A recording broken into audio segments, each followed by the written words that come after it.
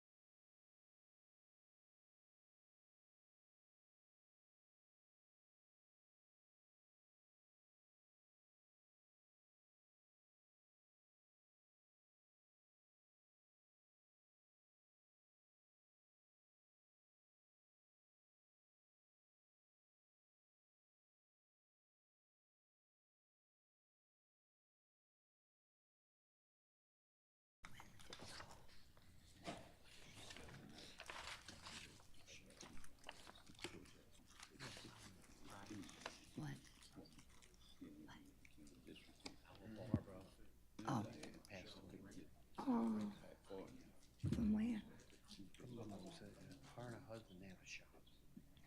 And Craig's bought I wonder if that's where Stephen went a few times. ran this side of the road. He did. He did. Well, that's where he goes.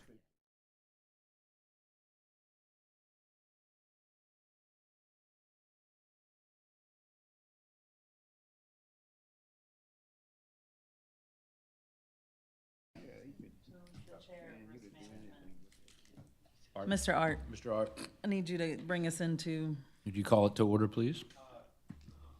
Call the Risk Management Insurance Committee to order.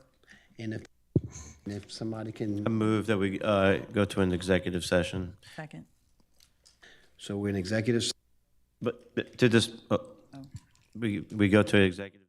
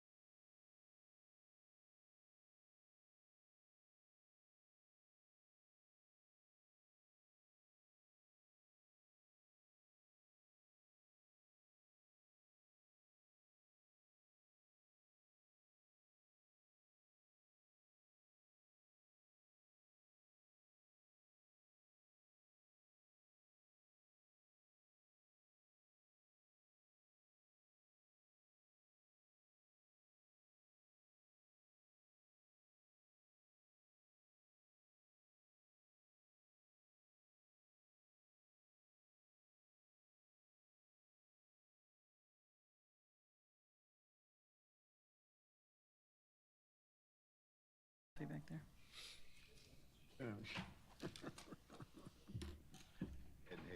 Yeah, and so we came on with the sheriff. Are we back on? All right. And then Bob Marley shot. Mr. Smith, your mic is still on. Can you hear me? Your mic. Yeah. Yeah, because it is live. It's live. Yeah. No, we are live right now. Just Yes.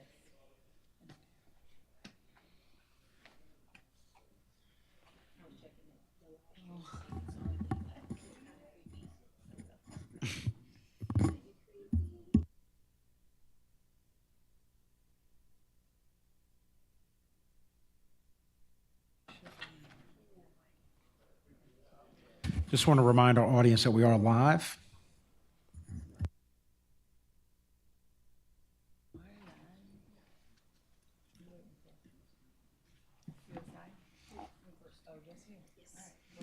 Okay, I'll call Risk Management and Insurance Committee back to order, and we'll go to B, and I'll turn it over to Ms. Gray at this time.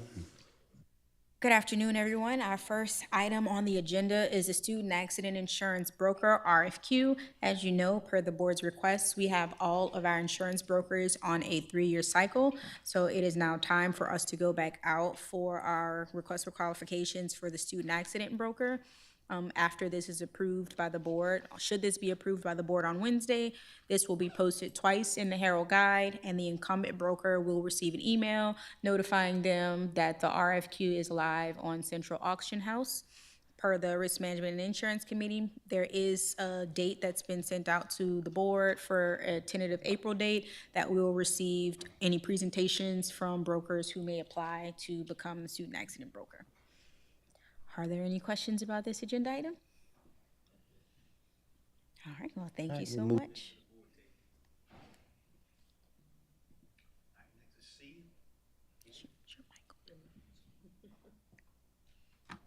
Which is the renewal of stop-loss insurance. Thank you, and I'll invite members of USI to come to the table to present our stop-loss renewal. As you can recall from our previous board retreat and special board meeting, we delayed presenting this item so that we can get more firm quotes from stop loss. There are 3 attachments that are within the assembly documents. If you want to pull up the one that says 2023, it says 2023 SCPPS 2026 stop loss marketing. That's the main document that we'll work from. That's the presentation. The other 2 documents are the actual proposals that we received from the most recommended carriers. You'll see in the assembly document that there is a recommendation for either UMR or Tokyo Marine, and you'll see the cost has a varied range between 2.3 or 2.4 million. And the reason for that is because USI is going to make a presentation on the 2 different carriers, and the board will provide some insight to administration on how to prepare the agenda item for Wednesday. We also have Mr. Tom Turner, who is going to be on the mic on screen because he was unable to attend today. So I'll turn it over to Mr. David Babin. Thank you, Ms. Gray. Good afternoon, everyone. We're here to discuss the stop-loss marketing efforts that we've been working on for the past couple months. You know, our stop-loss is really our safety net when it comes to our self-funded health plan. We have UMR that is our administrator. We have OptumRx, that's our pharmacy benefit manager. And we have United Healthcare as our network. And we also have United Healthcare as our stop-loss carrier currently. The goal here was to go to market. We get our renewal every year from United Healthcare. We're in again, a 3-year arrangement with them, but from the stop-loss perspective, as long as we're going with an accredited stop-loss carrier, we can move from United Healthcare seamless. And so we went to market, and again, it's gone to the 11th hour here. I know we have to submit for board docs in a certain time frame, so we submitted a presentation on Thursday, but since that time, it's changed 3 different times. And for those who've had experience in the past working with carriers, they'll come with their rate, and then it's, hey, it's final, and then they'll come back again and, hey, we have a revised rate here to sharpen the pencil a little bit. And again, that's typical with stop loss. So, but we are able to present tonight firm proposals from both United Healthcare and Tokyo Marine, or HCC. And so I'll kind of get into the presentation here that we have. Just on page 1, these are the carriers that we went to, lists everybody that presented in the market. We did receive multiple proposals. However, Tokyo Marine was the only one that really firmed up, and that was the one we concentrated on because it was the most competitive. And you'll see as we're going through all the efforts, most of the other carriers were not competitive, so we focus on Tokyo Marine, which is an A-rated carrier. And on page 2, this is really a high-level summary of the marketing efforts. We received initially a 28% increase from United Healthcare on our individual stop-loss premium, and north of a 40% on the aggregate stop-loss. Since then, we have negotiated again multiple times with United Healthcare to get more in line with the proposal that we received from Tokyo Marine. And what we'll see as the dust settled, United Healthcare did come down from 28% to around 19%, and Tokyo Marine is coming in a little bit lower than that. So we're going to go through these numbers here, but this is sort of a high level, but we're going to break it down for you. So on page 3, we have 3, 4, and 5, and 6 all represent the different stop-loss deductible amounts. So we have met in previous meetings on our $275,000 specific that we currently have in place. We did a historical look back on what we would have looked like if we would have been with a $300 or $375 and a $400,000 specific, and what those numbers would have looked like, again, from a historical perspective. But what we're doing here is 3, 4, 5, and 6 represent a $275,000 spec, which is our current. 4 is the 300, 5 is the 375, and page 6 is the 400. The first thing I'm going to do is focus on page 3, which is our current deductible at $275,000.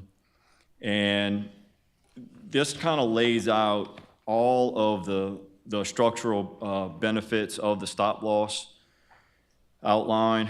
And we own a 12-18 contract, $275,000 specific. When you look at the third-party administrator, we'll continue to be with UMR. They'll continue to be our administrator. That will not be changing for this year. But you'll see under stop loss carrier, current United Healthcare, renewal United Healthcare, and then going from option 1, 2 on, you'll see the alternate carriers that we quoted. Pharmacy benefit manager will continue to be Optum RX. You see our specific at $275,000. Our contract basis is a 12-18, essentially. Any claim that incurs in a 12-month period can be paid within 18 months. And then so as we make our way down, aggregate stop loss, that's 120%. Typically, you'll see 125%, but early on when we moved from fully insured to self-funded, we negotiated with Humana to lower that corridor to 20%, so that lessens our exposure on our maximum claims. And essentially what they're doing is they're taking our expected claims and adding 20% to that. That's our maximum corridor, or the most that we would be liable for from the claims perspective. And then again, kind of going down here, getting to the total costs, you'll see our administration currently under total cost is $892,000. That's going to $915,000. We're in a 3-year rate guarantee with our administration, so this rate was set when we first went on board with United Healthcare. And then you'll see our SSL, which is our stop loss deductible, our individual stop loss deductible, plus our aggregate stop loss deductible. We combine the two here. So currently, our stop loss premium is approximately 1.995, million. And that renewal, again, 2.400 million, 823. That was closer to 2.56 million when we first started. So that's come down about 170,000 from when we initially started. So again, that's our total premium, combining our stop loss, individual, and aggregate. And then as you make your way down, this is just some of the numbers we've been looking at. This gets into our maximum claims. So the maximum claims are set by the stop loss carrier. We put here our annual total maximum cost. So these are all our costs, all in, and these are the numbers that we use. This is not counting any rebates, such as an RX rebate. This is all in. And then you'll see change from current. And then percentage change at the bottom just incorporates all the numbers together. But and then at the bottom, we have our USI expected claim. So this is what we're forecasting. And again, these are the numbers we have been discussing and setting budget. And then total expected liability is our expected claims with our fixed costs. All right.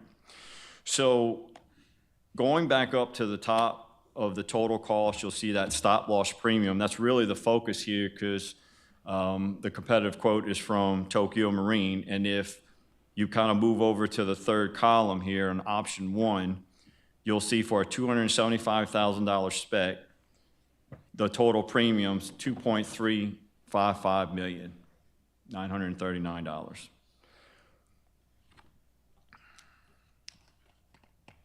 And again, that's at a $275,000 spec. When United finished their revised quotes, the difference between Tokyo Marine and United Healthcare with the $275,000 spec is $44,000, $44,005 is the difference in total in premium. I would say one of the key takeaways is if we go down a little under the annual total maximum cost, but right above that, the maximum claims, you'll see UMR currently is how we're going to run or expect to run this coming year. That's not anywhere close to our maximum. Can you hit the maximum? Have groups hit maximum before? Yes, it's possible. The percentage is very small. So if we would have to hit 43 million in claims in order for the Tokyo Marine maximum to really come into play. Is that something we need to consider? Absolutely, because our risk is $2 million less than United Healthcare, okay? We're expecting our claims to be somewhere south of 36 million, all right? We would have to, again, be somewhere around 43 million in order for this Tokyo Marine maximum to come into play. But again, very much needs to be considered. And as we move down to the $375,000 spec, we'll see where that difference comes in. I'll take a moment and pause. Any questions about the renewal and this Tokyo Marine with $275,000?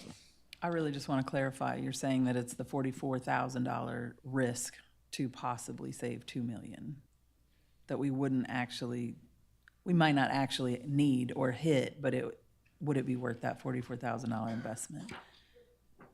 And that's kind of the juggle as far as the risk versus reward, right? So we could save $44,000 in premium and also have $2 million less in exposure in maximum claims. But just in exposure, not in... That's right, because our expected claims are going to be somewhere around 36 million. Okay. We would have to run at 43 million in order for this to really...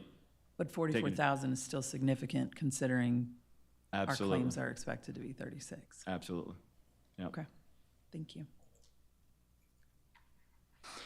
And again, we spread the 300,000 and the 400,000, but I think the recommendation would be either to stay with the 275 or move to the 375.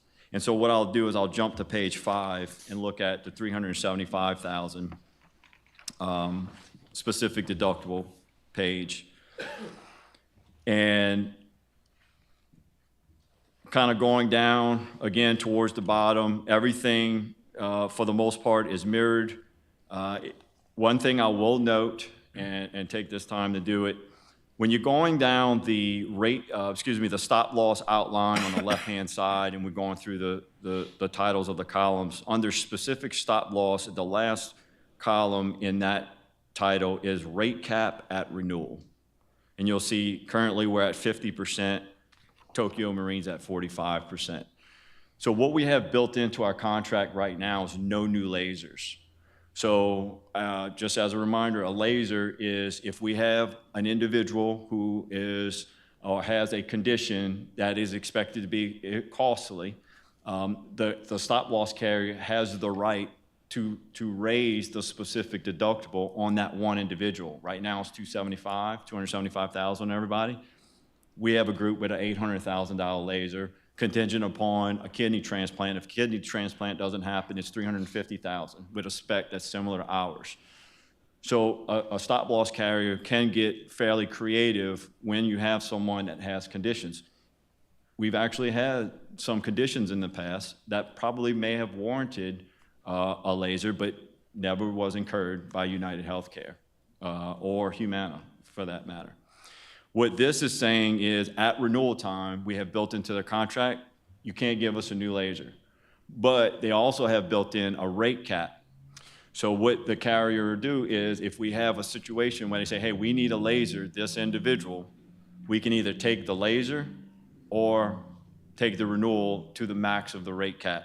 So right now, it's 50%. So United Healthcare could theoretically say, look, we want a laser day, I need a kidney transplant, it's gonna be $500,000. Or we can go to the max of 50% on the renewal, pick one. So then we would do an analysis and say, okay, what's our risk on the $500,000? And then what's our cost, our known cost, by raising our fixed premium? And that's the balance. What Tokyo Marine has done is come in at 45%. So you have 5% more of a guarantee on the renewal if a laser were to happen. So it's a little better benefit there. All right. So if we go down to the total costs, again, administration costs stay the same, but what you'll see on the stop loss premium under the $375,000 spec is our renewal, our current is $1.995 million. The renewal at a 375 spec would be $1.945 million. Tokyo Marine's coming at $1.658 million. All right. And so as you raise your deductible, your premium comes down, right? But what's happening there? We had this discussion when we did the analysis on whether or not we would have been in a better spot had we not had the 275. The difference between 275 and 375 is 100,000. For every belly button, you have 100,000 more risk if you take on the 375. So, in calculating, from a predictive modeling standpoint and our claims analysis, based on the last 3 years, I think we had 3 people total over the last 3 years that have went over the $375,000 spec. But with the known claims that we have currently, we have 4 or 5 large claims that could get to that 375 spec. And we're estimating somewhere around $500,000 in additional costs of claims if we move to the 375. Well, if you look at the premium savings, if you just, and I'll go back to that page 2 where we have all the numbers here. If you look at the top on page 2, you'll see, let's just look at HCC, the third column. Total fixed costs under HCC is $3.2 million, okay? If we go to the 375, the fixed costs are 2.5. That's our administration and our stop loss. That's a $700,000 difference right there.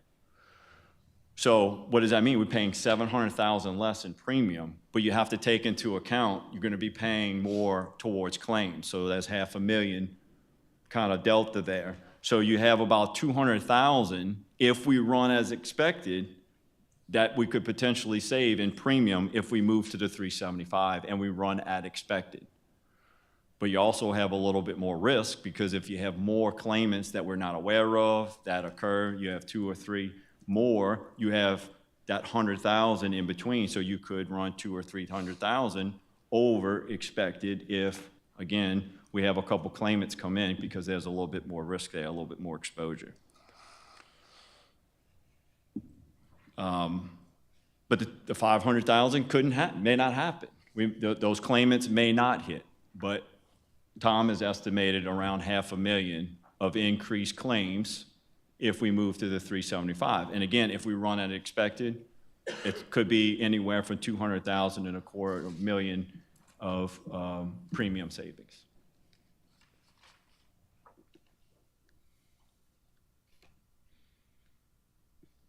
So I'll take a moment and breathe there. And If everyone wanted to, in Assembly, if you go to the board retreat, you can pull up their previous presentation that showed the historical against, if y'all remember, we looked at this, and make sure I'm saying this right. Had we so we'd been at 275, had we been at 375, we would have saved 151,000 over the course of 3 years. Is that how, am I reading that correctly? I'm looking at the one from the February board retreat. Yeah. Is there a specific? I'm looking at that difference, the bottom difference. The No, difference. no, I'm sorry, the aggregate at the bottom would have been 321,000. Yeah, the 320. We would have paid 321,000 more if we would have had a 375,000. We would have paid more. Correct. Okay, I was reading that wrong then. Correct. And I'll take a moment, Ms. Alexander, you had asked us about a $250,000 spec at one of our previous meetings. We would have saved around 60,000 over the same 3-year period, but we would have paid 715,000 more in premium for that lower deductible. And United didn't even supply a 250, and we just feel like that's a little too low for a group our size. So just want to let you know we did that exercise. So the two things for your consideration as you're thinking deep thoughts is, one, the carrier choice between UMR and Tokyo Marine, and then the second is what the deductible that the board is comfortable with. And I'll also add just a couple points with the current United Healthcare contract. We have 2 endorsements built into our United Healthcare stop-loss contract. One is a rider that directs transplant members, or those that need a transplant, to centers of excellence. And if they seek a center of excellence, we get a 15% reduction off of our stop-loss deductible, $275,000. It's approximately $41,000. We've triggered that already with a kidney transplant over the past couple years. We also have an endorsement in where there's a calculation that if we run better than expected when they take into consideration our premium, you take out their profit, and then if there's a percentage of that we run lower, we get a check back, and they take a percentage of that net profit versus how we actually ran. This past November, they cut that check 6 months after the plan ends. This past November, we got a check for $142,000 because in our 24 plan year, we ran well according to the formula. This year, we're not getting one. We have that built in as well. Tokyo Marine does not have that 15% reduction or the endorsement. If we run well, we get money back. So I just wanted to let you know that is something we have built into Optum that is different than the Tokyo Marine. So because that's a rider, Correct. for the board's knowledge, has that been approached for Tokyo Marine to add that to their contract, to negotiate that? Tom, can you comment on whether Tokyo Marine would consider adding those riders, or if you've seen that?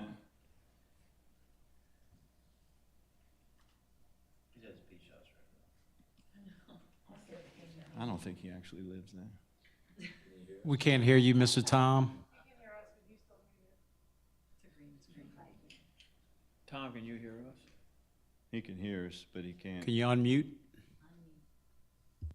Oh, you waiting for Tom? Yes, sir.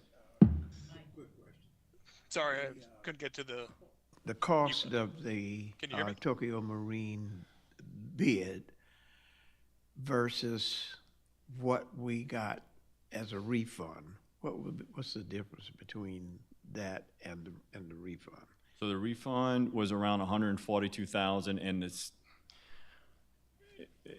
the difference in if we move to Tokyo, we would say the board would save in known premium 44,000.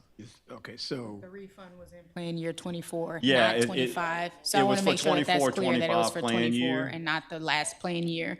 And I just wanted to add for the board to have the knowledge of, wow, because that's an endorsement, that's a contractual thing with UMR. I just want to make sure before the board makes a decision just about that Tokyo Marine has been provided the opportunity to say whether or not they can provide that rider before a decision is made. I was just trying to figure out whether or not the cost savings in terms of premium would offset any reimbursement that we would get from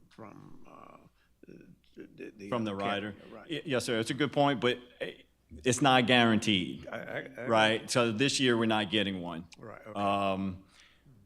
I would make the decision based on that, but just for the knowledge, we have those riders in just as some protection for the opportunity to get money back. I guess, Tom. Mr. Tom, can you speak? Can you hear me? We see his lips Can you hear me? moving. We know he can speak. He's alive. Can you hear me now?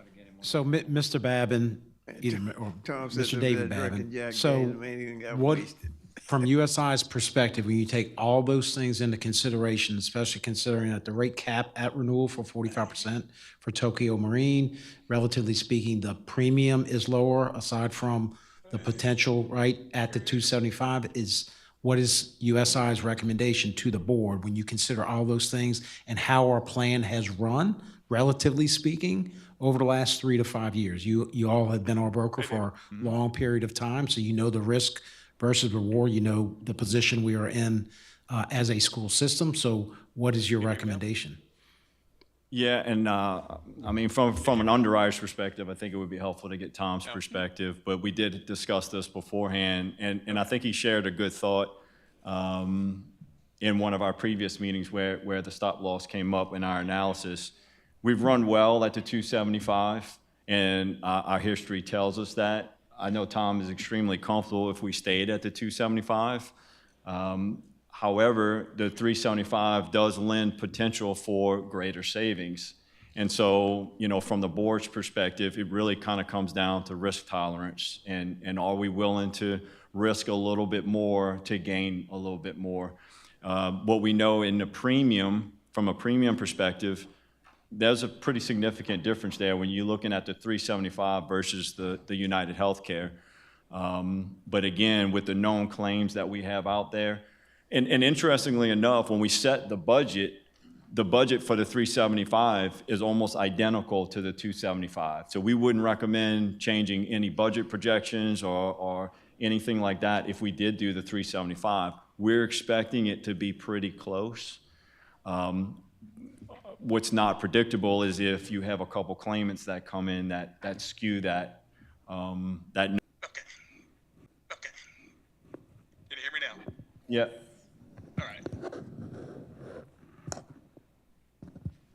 So Tom, any thoughts? I guess the first thought was on Tokyo Marine and whether or not a independent stop loss carrier like that would consider anything like the 15% reduction by using a center of excellence or any endorsement, kind of run good endorsement where they could potentially see money back? It's not included in the current quote, but we could request it and see if they respond. Okay. And then lastly, about the 275 versus the 375, I shared some thoughts that we had discussed earlier, but any thoughts you have about the 275 remaining or moving to a 375?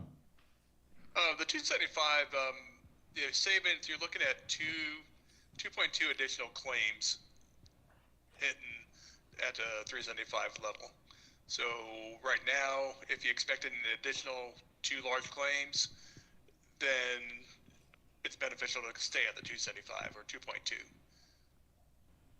Right now, we don't expect that additional claims. When we did the cost summary analysis back at the board retreat, it was cost effective at the 275 only because that first year we had 6 large claims at above the 275, and we had 3 above 375.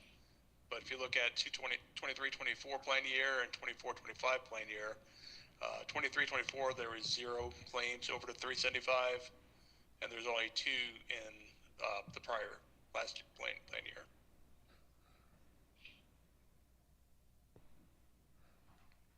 And then we also have the maximum to consider as well, that they did take a little bit more leniency on, have 43 million of max claims with Tokyo Marine versus the 45 million with United Healthcare. So if I'm trying to do the mental gymnastics here, so if you are expecting more of the larger claims, which I think it seems like we are trending that way, you are more beneficial to stay at the 275. Is that a simplistic way to look at it? Right. Okay. And because Tokyo Marine has the lower premium and has the stop rate at 45%, would you not recommend Tokyo Marine at this point in time?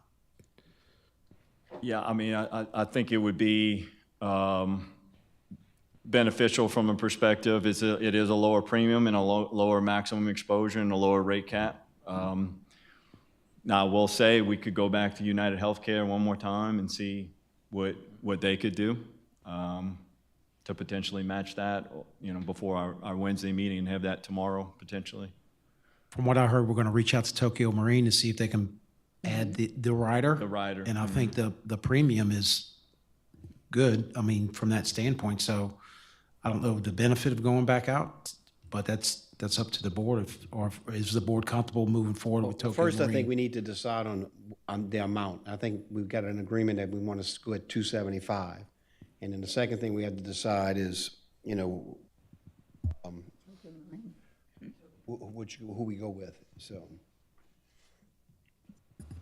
If the board is comfortable, we can arrange the agenda. I'm going to go with Tokyo Marine at 275.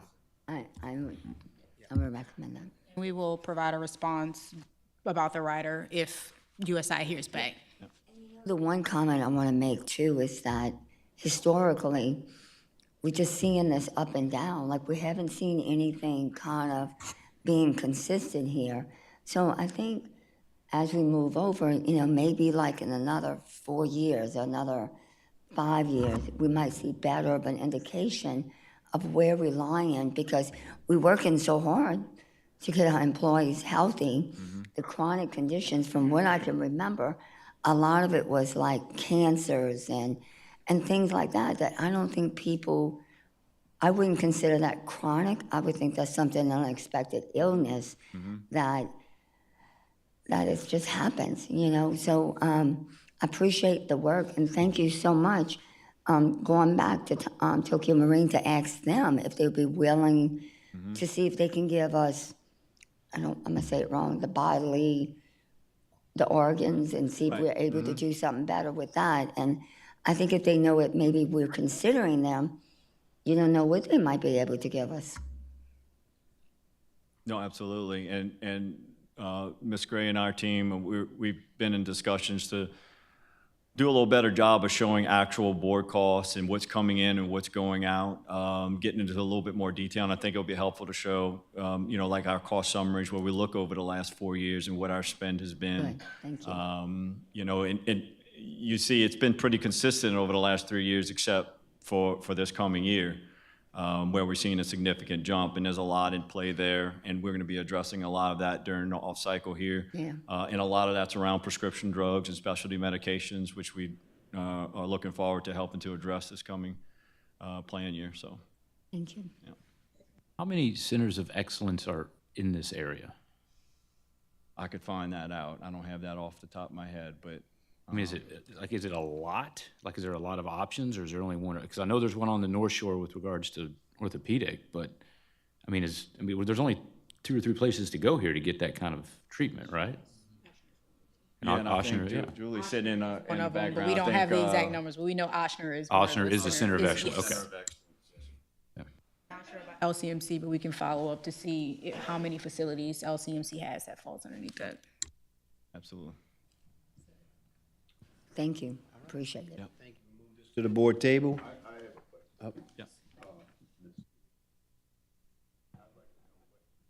Of our total budget is insurance costs.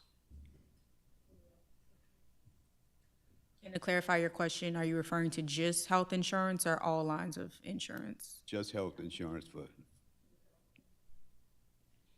I know, I can figure it out myself. Okay, can we get that question remanded to administration? And if not, can we get a motion to adjourn? I need to know it before, as soon as possible, I need to know it because I think this might be something we need to abandon. What? Yes. We're in the wrong business for this. If my calculations are correct, we spent approximately, or we budgeted for $38 million. We spent approximately $230 million from a budget perspective, which is about 17%. I surely thought it would have been more than that. And Ms. Stewart can confirm or deny, but that's generally speaking, operating budget-wise. People getting over on us. Do not hold me to that, but that's just very basic calculation. A person can get over anywhere from $100,000 to more than $1 or $2 or $3 million in health benefits at a cost of pennies. And I bet you some of these people don't even work for us. That's some of the discussions we're going to be having from a spousal perspective. So at the Risk Management and Insurance Committee meeting that is scheduled in March, that is one of the agenda items to take a deep dive to discuss with the committee about spousal carve-outs and how that can affect our plan. But as far as who's supposed to be on our plan, the board did authorize us to do a dependent audit 2 years ago. So as far as dependents, the ones who are supposed to be there are there, and the ones who are not supposed to be there were kicked We off. might want to look at individuals on what the risk is to insure them and let them pay accordingly for the risk. Yeah, and I think that. So the that- Louisiana Division of Administration, we have to follow their rules for health insurance. So we are required to provide health insurance to our employees at a certain percentage as set with OGB. So we have to provide the same benefits or less than OGB as required by the Louisiana Division of Administration. Let OGB insure. We are not a part of Officer Group Benefits. Nobody should be telling us what to do if they can't do it. Yeah, Ms. Gray, I'm glad she brought up officer group benefits for the spousal carve-out. We're supposed to follow eligibility rules with officer group benefits. So one of the exercises we're doing is to see if we can do spousal carve-out. Let the people who telling us what to do, let them insure everybody. They know how to do it.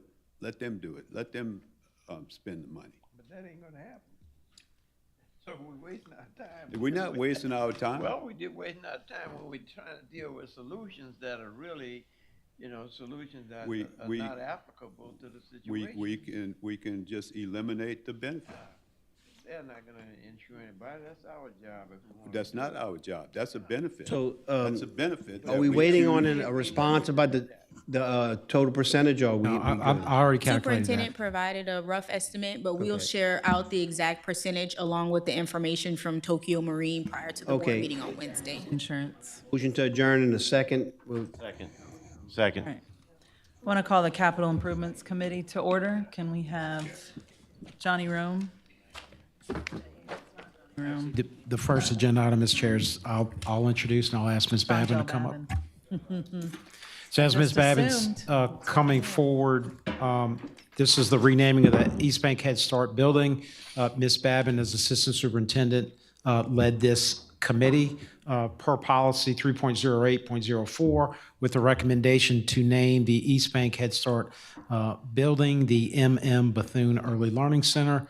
Ms. Babin, any comment on the processing or committee's findings? Just we were very thankful to be able to have the opportunity to meet as a renaming committee, as a task force rather, in alignment with board policy of 3.8.4F. And we convened members of the community as well as school board member and members of the site itself. And we're very proud to be able to recommend to you all the renaming of the East Bank Head Start to align with all the students that are being served as part of our pre-K expansion with the M.M. Bethune Early Learning Center. That's it. And just a copy of the presentation that Ms. Babin used with the committee is for your reference in assembly, Ms. Chair. Sure. Was M.M. Mary McLeod. Mary McLeod? Yes. Bethune. I want to know that. I was wondering about the MM because it didn't have it on this one, the renaming suggestions, whereas the other one has the GW. This one didn't have the MM. And so but- if we go through those slides, I can share with you, this is what we just talked about with the renaming, but we shared these slides with the committee members to bring them up to speed on our pre-K expansion. And then the background and rationale, those last two goals are just what we referenced as well, because the East Bank Head Start building will now have all of our 3-year-olds across the district. When we look here, these were the first two, and it was actually after looking at these that we wanted to make sure not just that Carver and Bethune were represented, but then that we brought it in alignment. So since we have GW Carver with the initials, then we brought consistency to the renaming as well with MM Bethune. Just wasn't. Correct. It was not part of the initial one. It was brought up after. So we left the slides exactly as it was presented to the committee. And that was, and even better, that was added after. So good catch. I You were like it. reading with a lot of attention to detail. I love it. Right. Thank you all very much. Everybody good with that? Yeah. Thank you. Motion to adjourn. A second?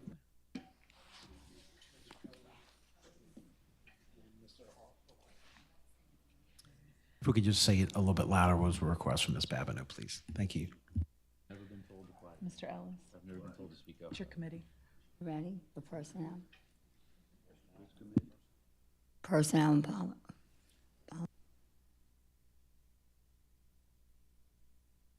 Mr. Alexander? Okay. Personnel and Policy Committee meeting in session. The first item on our agenda. Please make sure you remember your mic, sir. Thank you. First item on the agenda is Oshner Digital Medicine Update.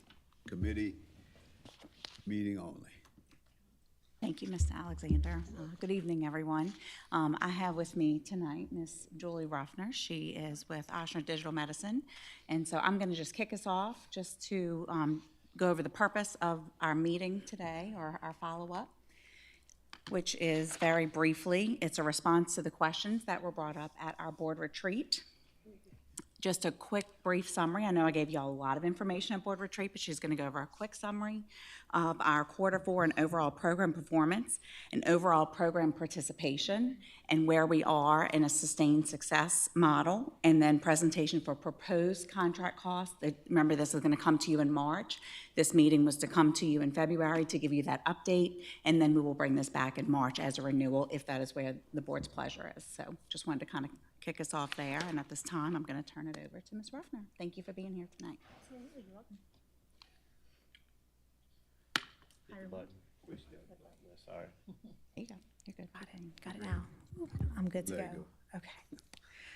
It's really nice to meet everybody. Thank you very much for having us and for being a partner with us for the past 3 years with digital medicine. We've seen some really encouraging outcomes come from not only your group, but also the rest of our digital medicine patient population.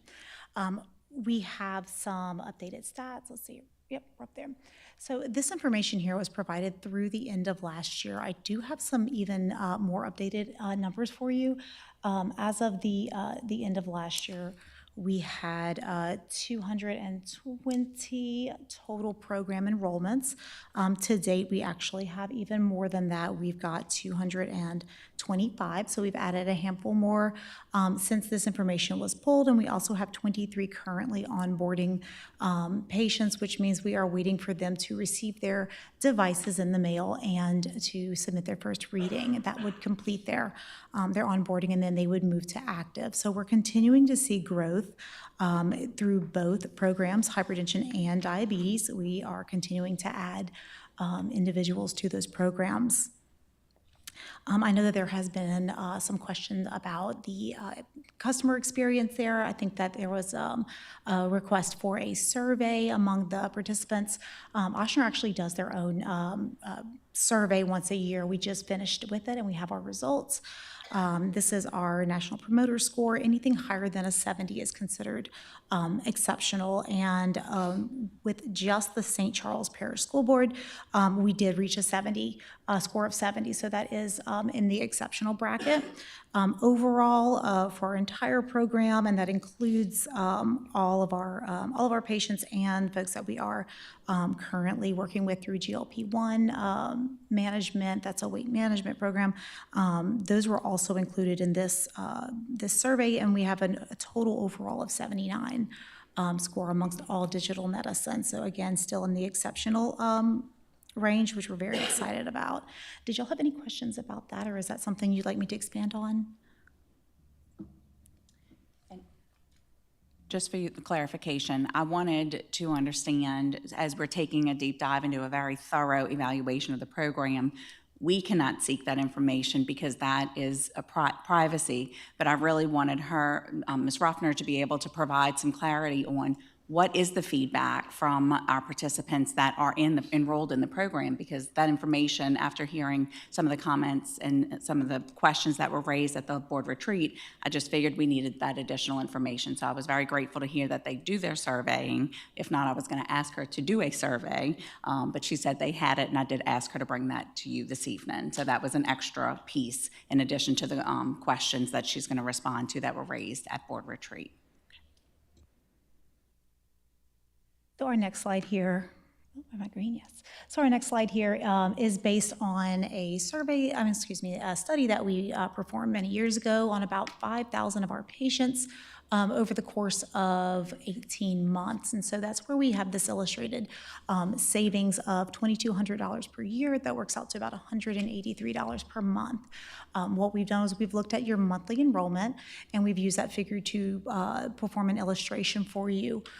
So as our members have grown, as our membership enrollment has grown, we have looked at those individual members, and to date, as of December 2025, we were looking right at about $900,000 of illustrated savings.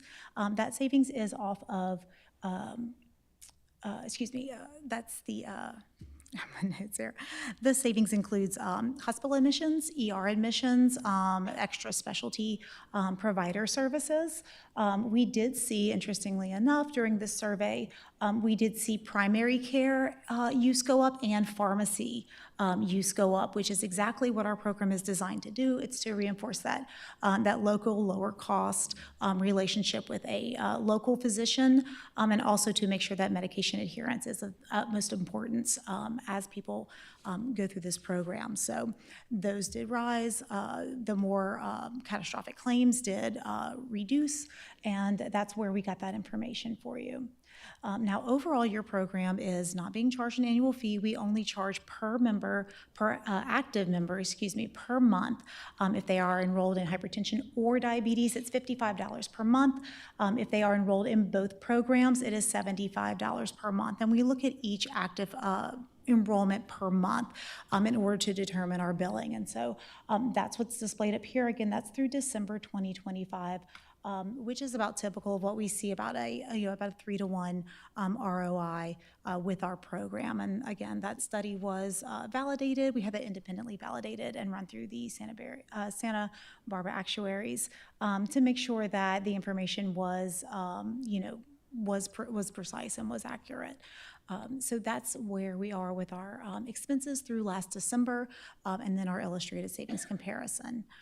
As part of the expenses in this program, you do have the fees for our clinicians, for our health coaches. Each participant also receives a digital device, whether that is a blood pressure cuff, a digital glucometer, or both if they need both. It also includes all testing supplies that are needed for that glucose monitor. So lancets, testing strips, anything that they may have to go to the pharmacy to purchase through their insurance or out of pocket, all of that is included under the price.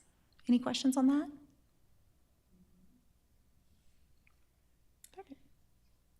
So, Ms. Ruffner, the only other two things that I want to make sure that we respond to, and I think you've covered one, it was raised that, are all the supplies provided as part of the diabetes program? So that answer is yes. Okay. And then there were some questions raised about the equipment for monitoring blood pressure. Can you respond to that and that process and some, I guess, feedback on if they're struggling there, what is Oshner Digital Medicine doing to make sure that the highest quality products are out there for our employees in order to provide the most consistent Necessarily look at devices that are submitting kind of one-off. Every now and then we may get a one-off depending on the circumstances. Our clinicians look at the entirety of all readings provided for the month in order to determine a patient's risk level and control level. We do use the devices. They are iHealth devices, so they're not proprietary. They are devices that are FDA approved. They are clinically appropriate.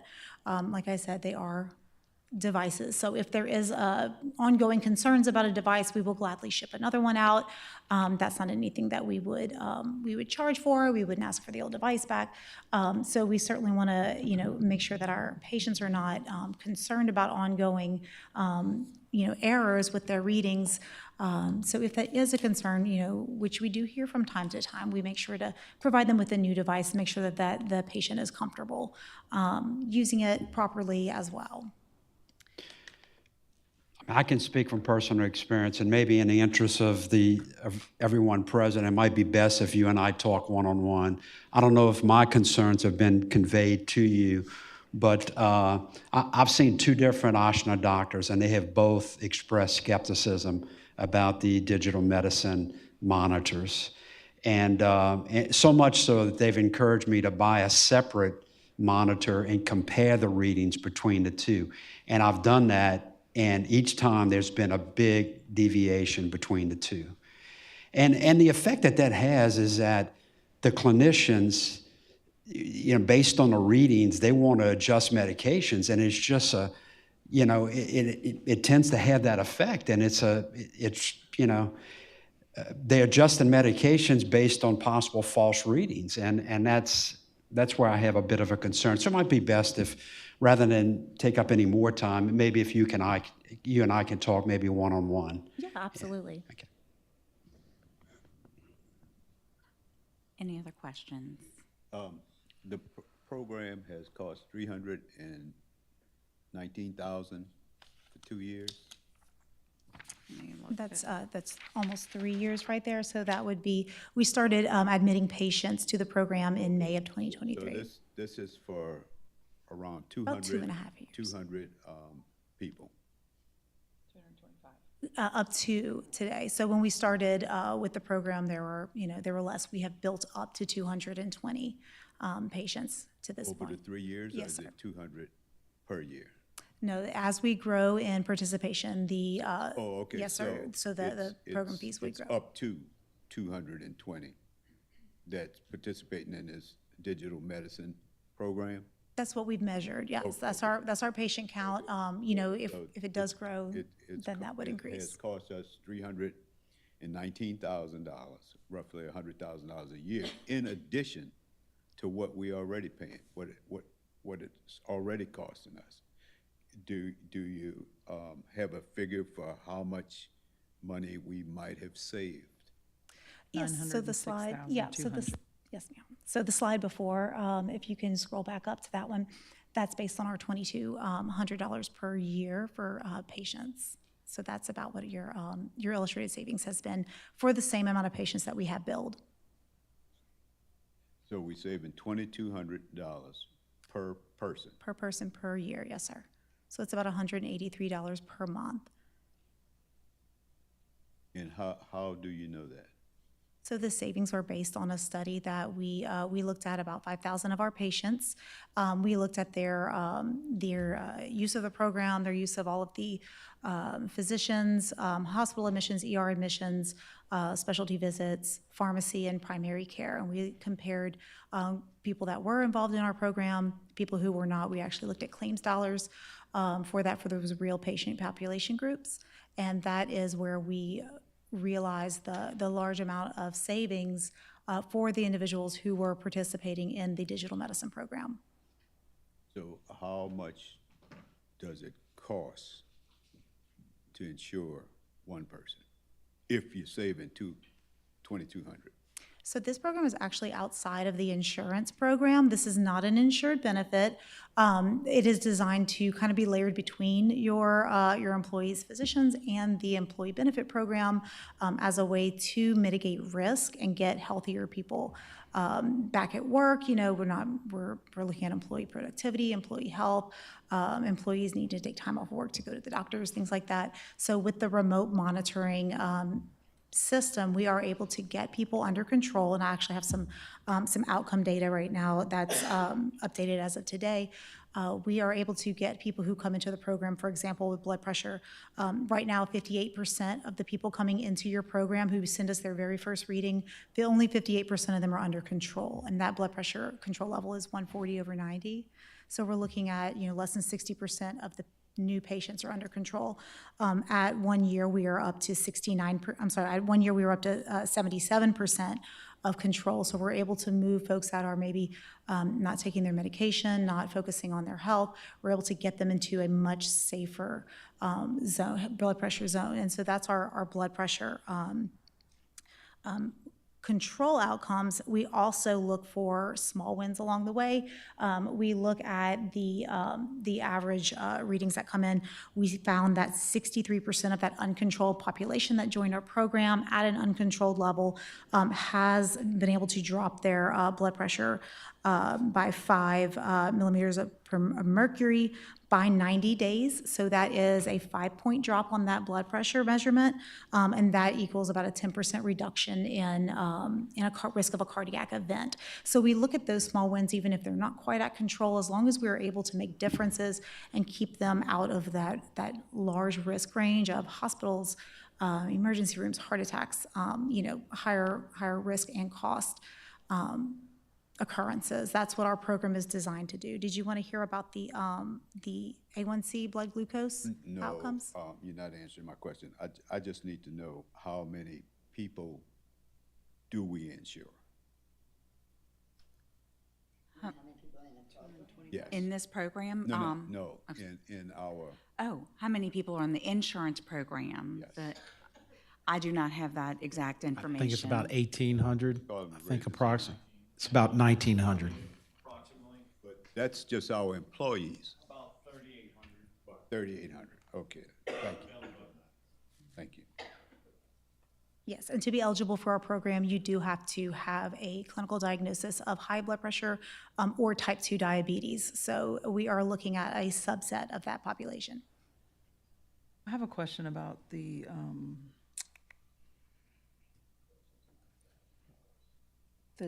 non-compliance. How long does it take before you identify non-compliance? So non-compliance is identified at 30 days. 30 So days. if we see a Immediately? choose, if a patient chooses to leave the program, if they say this program is not really working for me, or they say I'm under control, I don't feel like I need the constant monitoring, because we will, if we don't get a reading every week, we will send text messages and app notifications. We have a very thorough outreach schedule, so trying to keep people engaged at all times. The 4 non-compliance, that's over the last 3 years? No, that was over the last quarter. Oh, okay. Do we have the number for how many we've had that are non-compliant? I don't have it on me right now, but I can absolutely get that for you. Well, I guess my concern is if we have people that are on there that are non-compliant, is there any avenue that we are able to take as a district to encourage, or we have to stay out of it completely? I'm gonna let Teresa. Well, since you're not allowed to We- survey, Yeah, I it mean, doesn't I seem like think it's something that, you that can crosses do. the line relative to the PII in terms of HIPAA. Aren't made aware if we have employees who are non-compliant.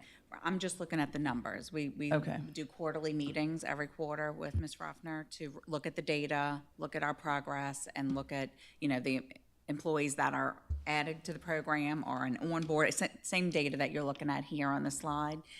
We look at that data every quarter. I would just encourage people to remember that to be compliant or to discharge so that you aren't just wasting money if you're not interested in being a part of the program.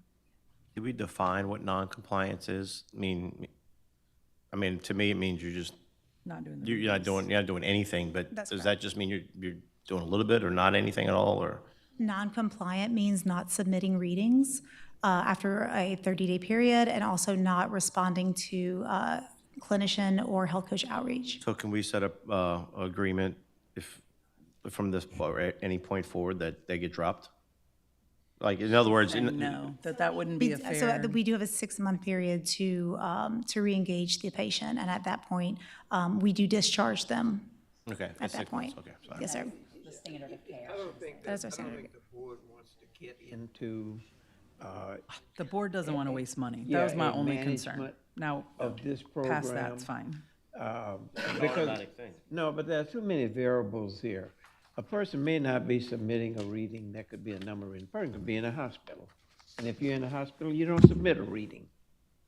So there are a whole lot of different reasons. The program is an excellent program. It is a means that we put in place to reduce the number of people that we have who fall ill to diseases that could be prevented. This and reduce our usage of our insurance program. This is and it works. Yep. It works. There are some things that need to be done to improve it. Of course, one of the things I'd like to see to improve the program, I'd like to see that digital medicine move to using some of the equipment that's on the market. For example, diabetes. You have to prick your finger 2 or 3 times a day to be in compliance.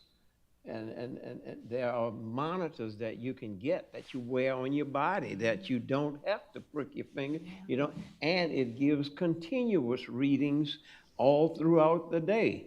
But they use the eye health monitors, and perhaps if we could, do something and to improve that, you would get people complying. The compliance rate would go up because they would not have to physically take a reading. The other thing is, if a person is away from home and doesn't have his finger pricking equipment with him to do the blood test and so forth, or the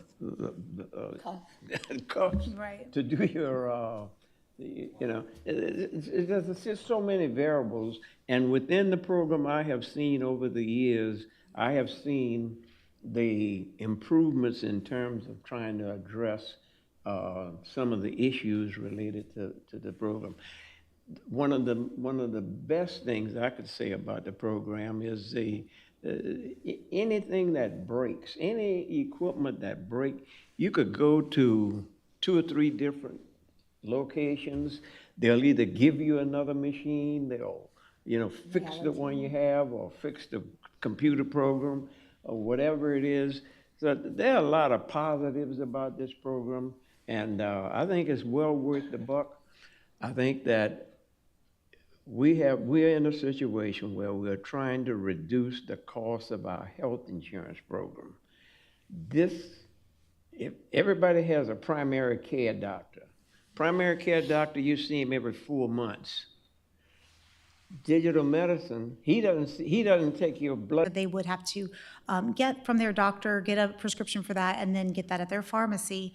That would have to run through their insurance program as normal, but what we can do now, and we developed this last year, the capability to integrate with that. So we will take an average of all of those readings once per day, and that would count as their daily reading. So that would keep them in compliance. That would keep them from having to, stick their fingers or make sure they had all of their supplies on hand. They would still receive the device if they ever wanted to, if they weren't able to get a replacement for their CGM, or if they wanted to just have something to back up, maybe just to kind of see, like to your point, make sure that, things were reading properly. But that is a new capability that we have. So that is something that we are able to help our patients that are able to get those devices. And that really has helped with our compliance, absolutely. Thank you, Ms. Ruffner. Yes, thank you very much. Teresa, thank you all very much. Despite this program, health cost is up 19%. Next item on our agenda is LPAC organizational optimization. We'll have Ms. Babin and Mr. Ned Moore and Mr. Josh Martin come to the table, please. Ms. Babin, I'll have you start.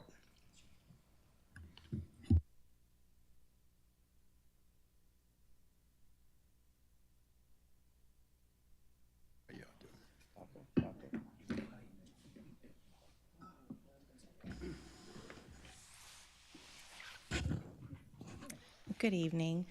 We want to share with you the optimization opportunity for our organization at the LPAC, looking at how to enhance what we currently have in place with the positions that we have, as well as some vacancies that have arisen, but wanting to make sure that we are really examining how to maximize the potential of the LPAC. So I'll turn it over to Mr. Moore at this time so he can lead us through our presentation. Thank you. I also have hard copies if anyone would like one. Yes, sir. Oh. Thank you. But those would go bad. Yeah, that's right. You're a hard copy person? I got you, Ms. Weber. There you go. There you go, right. I promise I'll be quick.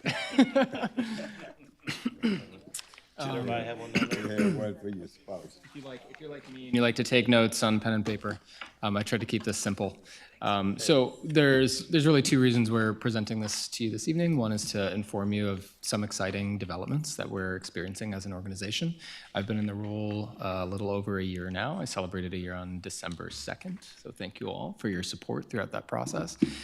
We've catalyzed a lot of change and positive growth in the year that I've been here, largely with the support of Mr. Martin and Ms. Babin, and we are now seeing some opportunities to optimize the resources that we have and leverage the resources that we have to make a bigger difference for our students and families, and really champion our mission in ways that we have not yet been able to do. And we think we can do this at minimal cost, which is also good news. So where we're going, so we're moving now, we're evolving from being an entertainment venue that also hosts school productions to being a full-fledged arts education center and a national leader in this field.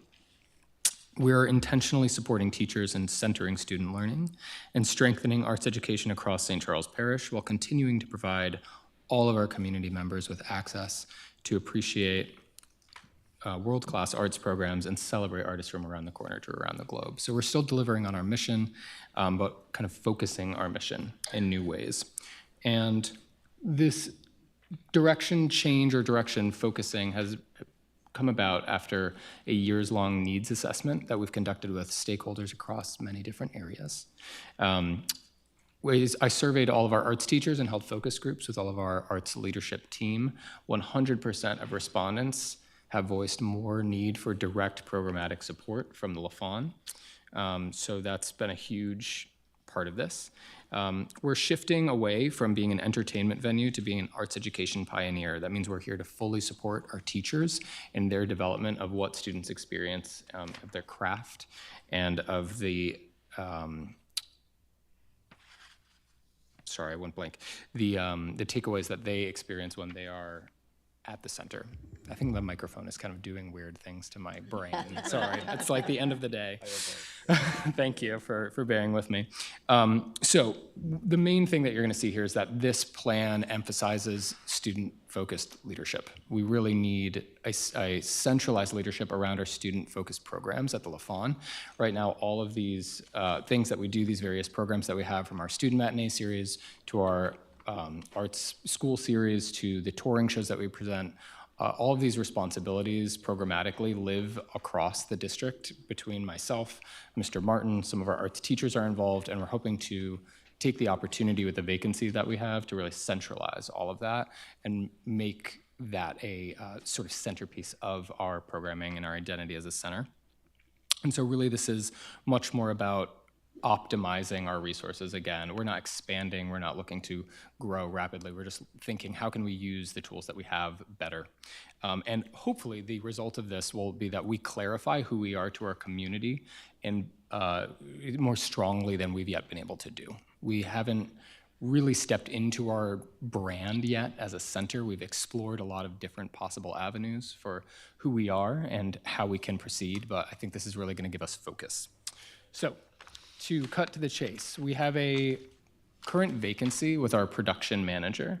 That was a role that this board approved several years ago, and we're hoping to reallocate some responsibility here from that production manager role to other roles while we leverage that role to exercise leadership over district-wide arts programs, school productions, education workshops, residencies, and new programs.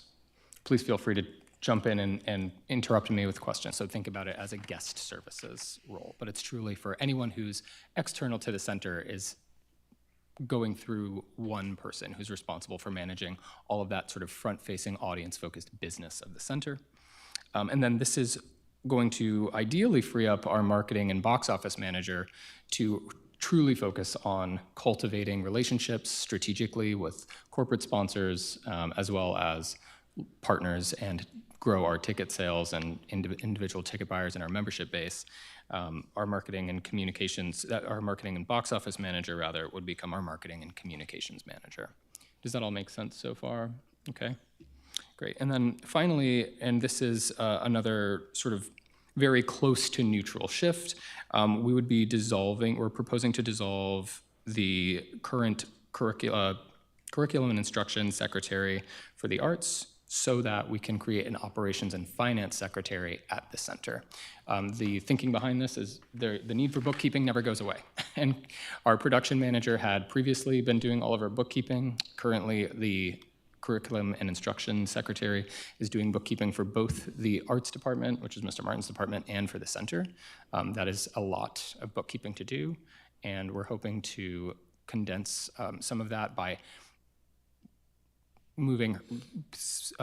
permanently moving that over to the center, but also by having some of the program responsibilities that currently live with the arts department allocated to that program director.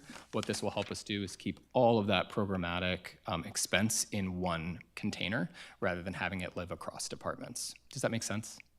Okay, great. I'm going to turn it over to Ms. Babin to discuss. Yeah, go ahead. Mm-hmm.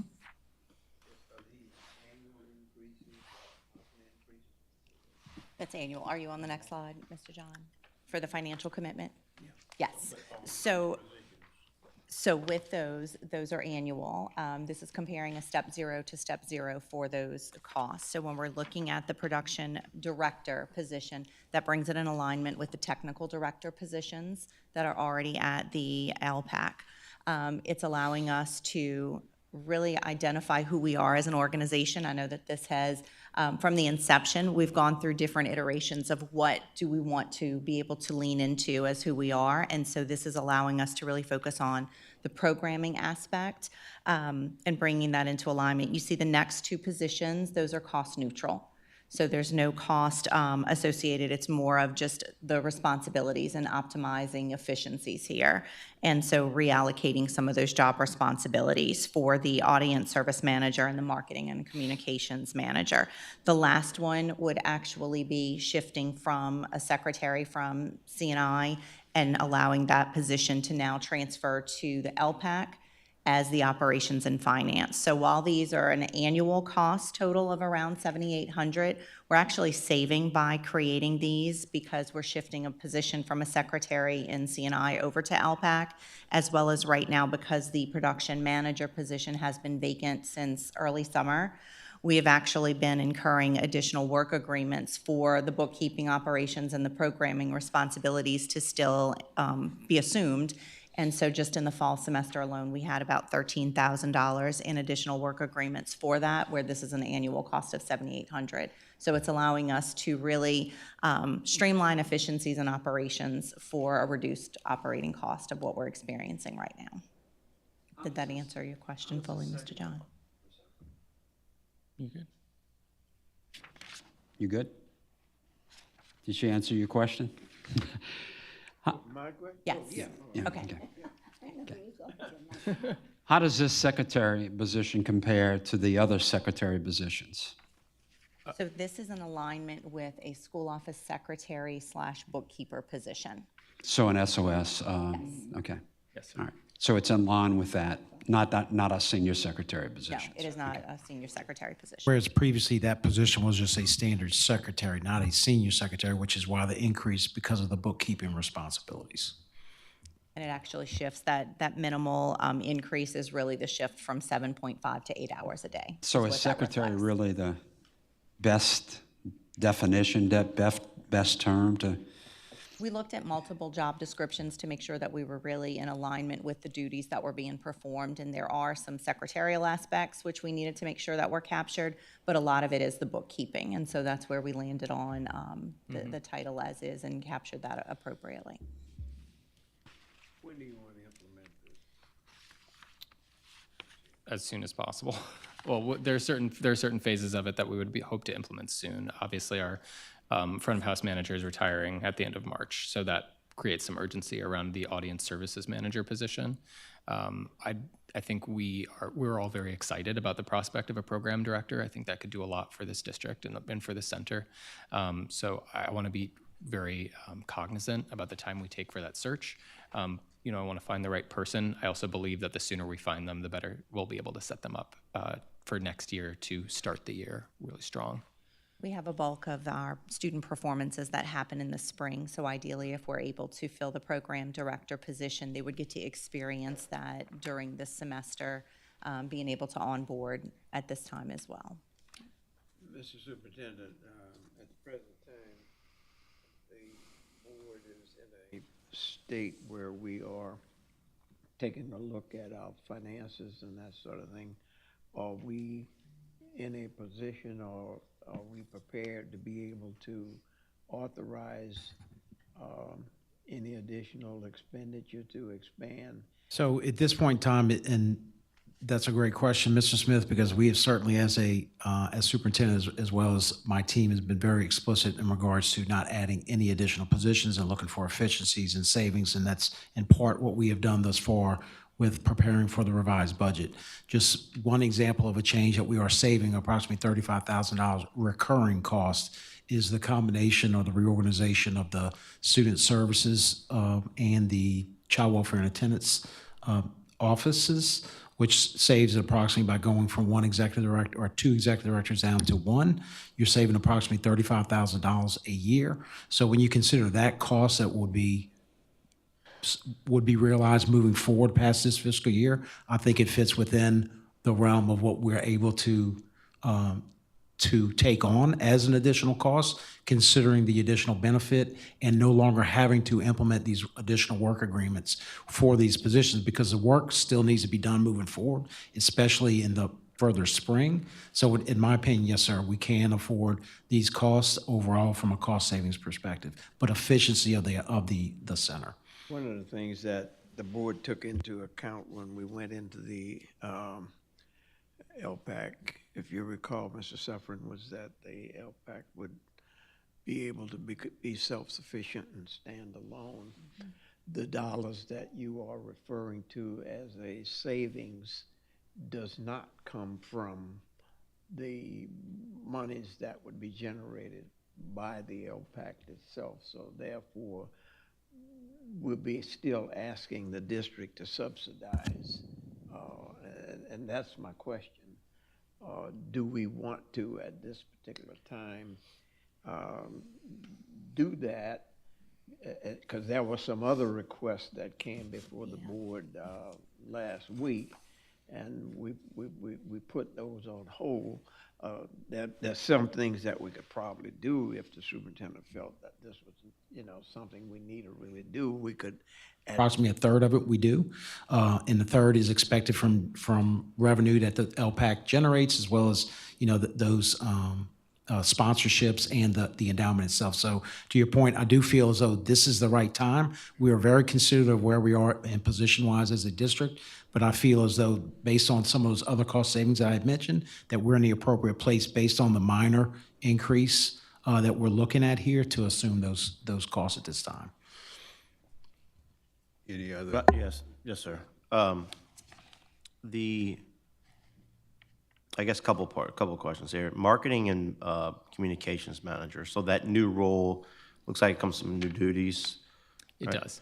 Do we think that we're going to come back at some point in the future and have to raise?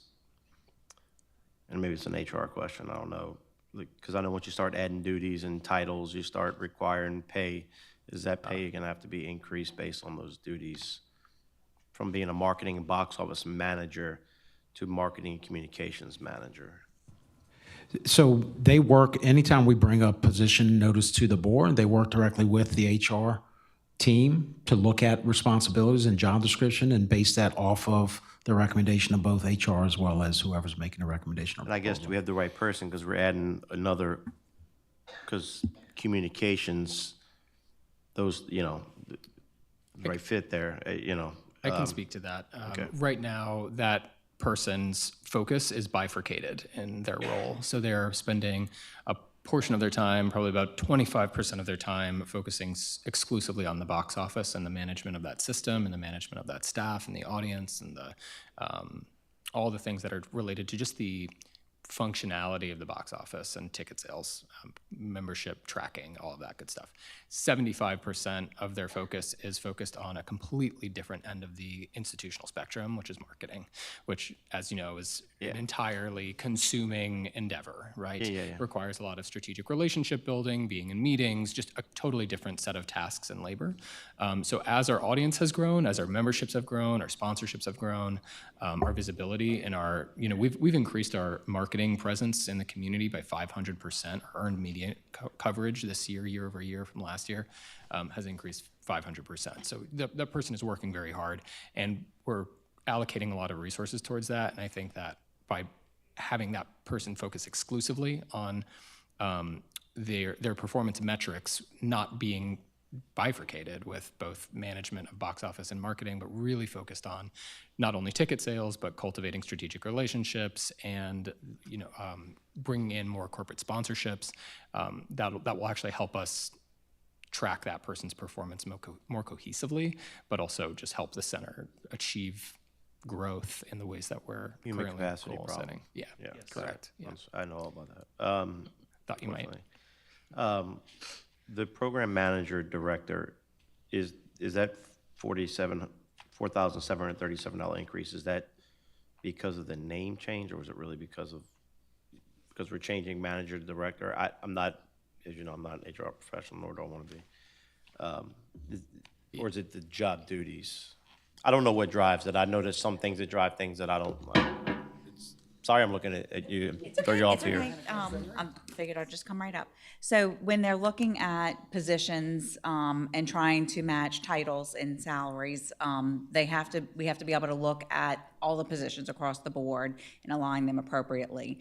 As they went through this process to develop this optimization plan, those areas were looked at to determine what is the most appropriate director pay, if it is a director, if it's a manager pay, what other managers are we comparing to? So that process was done to make sure that it was in alignment with, and what was your original question? Because I want to make sure that I answer that. That answers it. That answered it? Okay. Yeah. I go back to Mr. Smith's question. We can certainly, because they do generate money, we can certainly, from an accounting perspective, determine an $8,000 be saved from ticket purchases for this until we're able to reimburse the district, if that's something that the board would be in favor of. That way it's not a direct per se, but we would mark that aside because it is only, it is $8,000 a year. Therefore, they do generate revenue. So to your point, Mr. Smith, to save the district money, then certainly we could do that as well. Well, that or my, kind of goes to my last question of program manager versus director. If the name changes causing the increase, then do you really change the name? I'm just.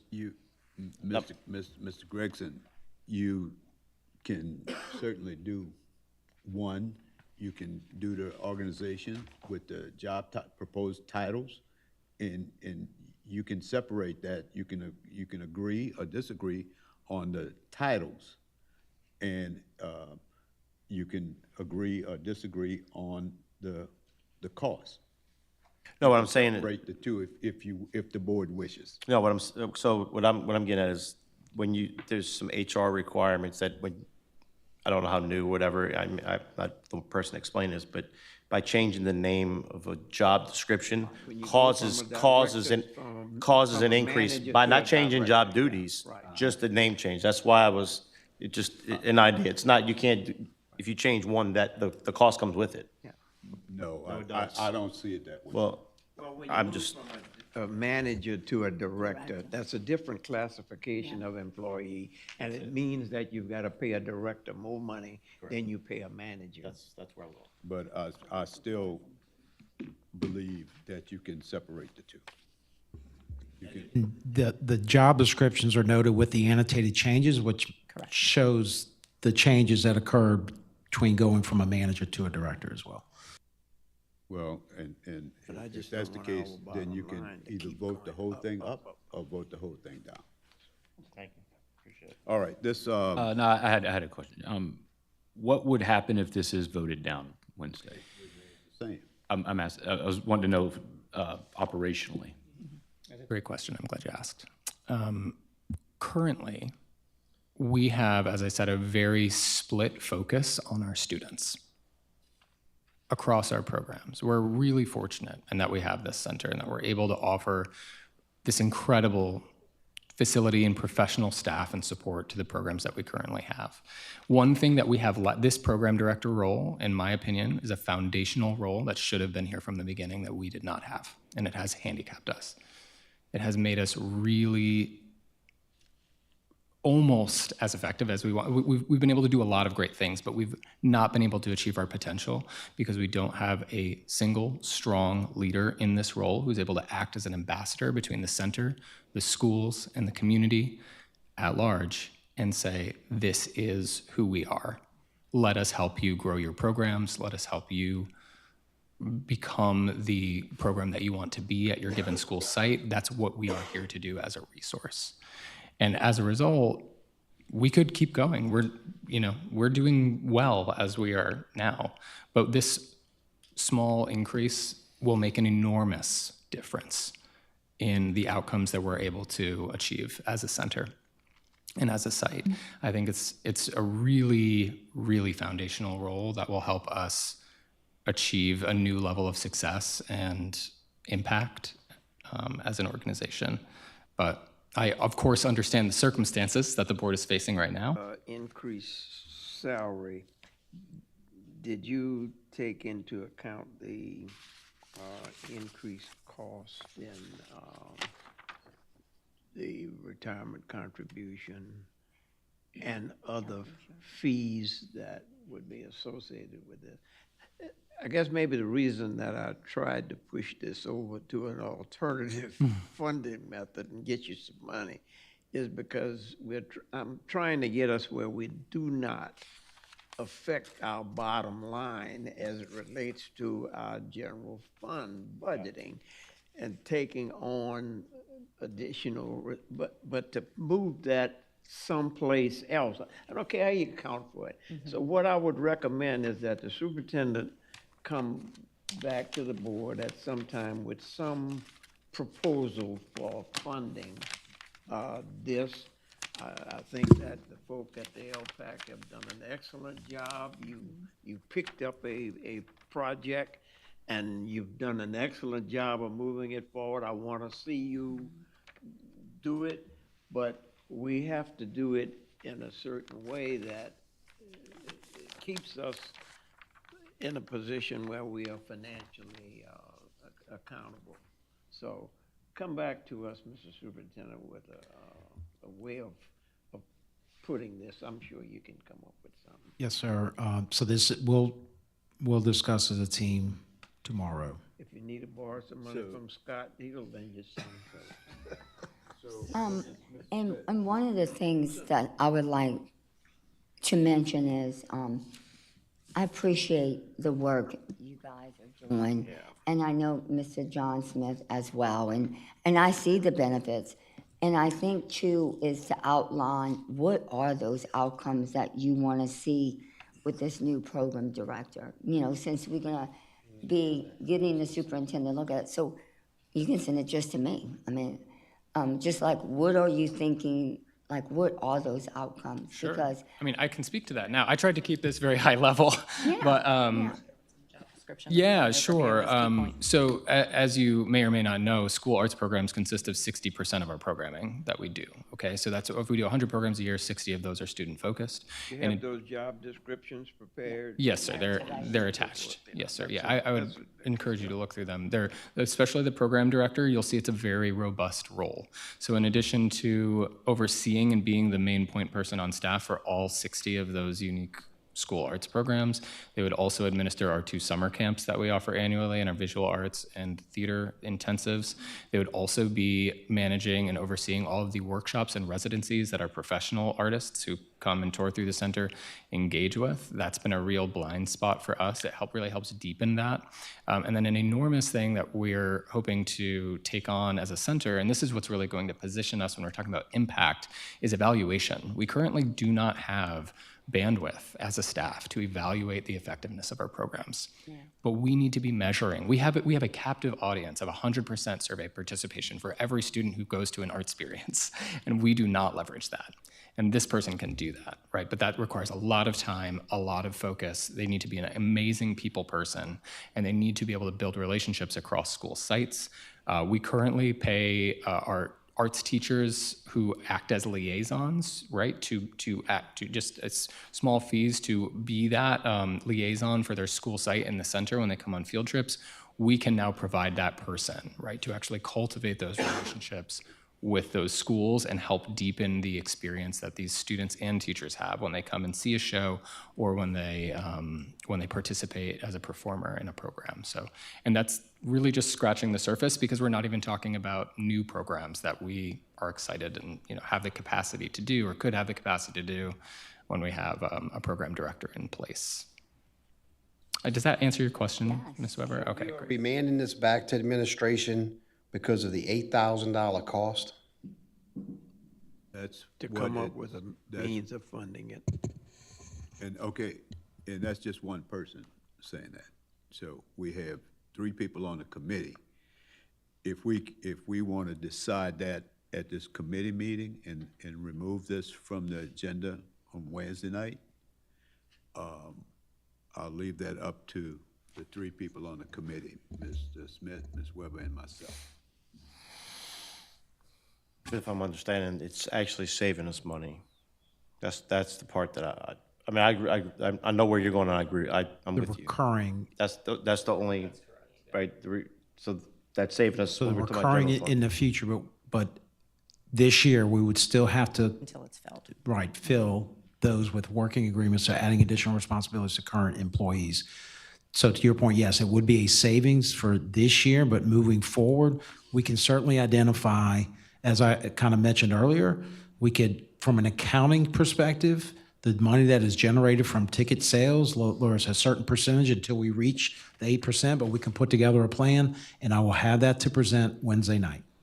Is this annual, or is this projected for, prorated for the rest of the year, these amounts? So that would be Annual. a 12-month. Annual, that is correct.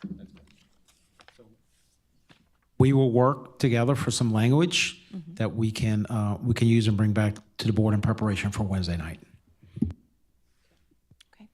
Thank you. Okay, everybody good? If everybody's good, we'll move on to our 3rd item, personnel items. Mrs. Brown, you want to? personnel items, Ms. Brown. Yes, sir. Thank you. So you have the attached document in front of you for your review, and I'll take any questions that I certainly can answer. Any questions for Mrs. Brown on personnel items? Personnel notes? If not, this item will be up for consideration Wednesday night. Last and final item is child welfare and attendance, student services phase 3 reorganization plan and job description. Is that Ms.? That's Dr. Ortling. That's me, Ms. Stells. So, I previously reminded the board that the Lean Frog 2024 reorganization plan would combine student services and child welfare and attendance as into one. So, unfortunately, our two executive directors are retiring. God bless you both. But this does provide the opportunity, as previously supported and approved by the board, to combine those two departments into one, while also creating a director of mental health and counseling services. So it'll streamline those two services or those two departments, as well as result in some cost savings for the district of approximately $36,000 a year. From that standpoint, we, of course, at this point in time, we have to look at the job descriptions and making sure that the executive director of equity and student support is aligned to who they would now supervise, as well as what that structure is aligned to as far as the job description goes. So you'll see two job descriptions here, one for the executive director of equity and student services, as well as the director of school-based mental health and student support. You'll see attached to this agenda item, Mr. Chair, those job descriptions and changes to those to the executive director of equity and student services. And I'll be happy to answer any questions. Okay, so we're eliminating one position? So correct. So basically, right now, we have the executive director of equity and student support and the executive director of child welfare and attendance and student services. So those two will be combined to one. You'll see the organization chart. And then from the merger of the two, we still need somebody to oversee the mental health programming of our schools, as well as the counseling support, right? So when you think about student support services at our schools, our counselors and mental health professionals really provide support for our schools from a social emotional standpoint. So that person, that new director, would then kind of over those programs, and then underneath that director, you would have the mental health. Let me get the exact title. The administration to ensure that students that are living in our district are attending our schools. Can you make me feel better that this will not be those efforts will not be jeopardized, diminished? Absolutely not, because the director of child welfare attendance is still in place. Still intact, Absolutely. yeah. Yes, sir. This really provides a more efficient department. When you look overall at student services in general, mental health, counseling, as well as child welfare and attendance, which provides student support, this now is a more, in our opinion, a more efficient way to manage those departments without impacting at all the director of child welfare and attendance, or anything that the board has approved relative to our attendance policies. As of right now, the mental health professional is supervised by The executive director. That's and the correct. counselors are supervised by the admin. Will this new position bring them all together under one roof? So consider it as program specific with mental health professionals, or it's an additional certification level. So that director would have experience, hopefully, in both areas. So when you think about the counseling program and mental health program itself, they would be overseeing that as a whole with two support from each, with a support person underneath each one of those branches. So not necessarily observing each, but managing the programs of each, if that makes sense. And providing support to the schools and those that evaluate Best way the to counselors. supervise Correct. the Yeah, position. the site-based. So like for mental health professionals, it should be both this person as well as the principal, since they see that mental health professional each and every day, but there are specific responsibilities of a mental health professional that a principal or an administrator may not be as familiar with, which is where this director would support that evaluation part. Correct, Ms. Smith? Yes, okay. Mr. Superintendent, I'm looking at your chart. Would I be correct in assuming that everybody that's beneath, every position that is beneath the one above gets paid less money? Yes, sir.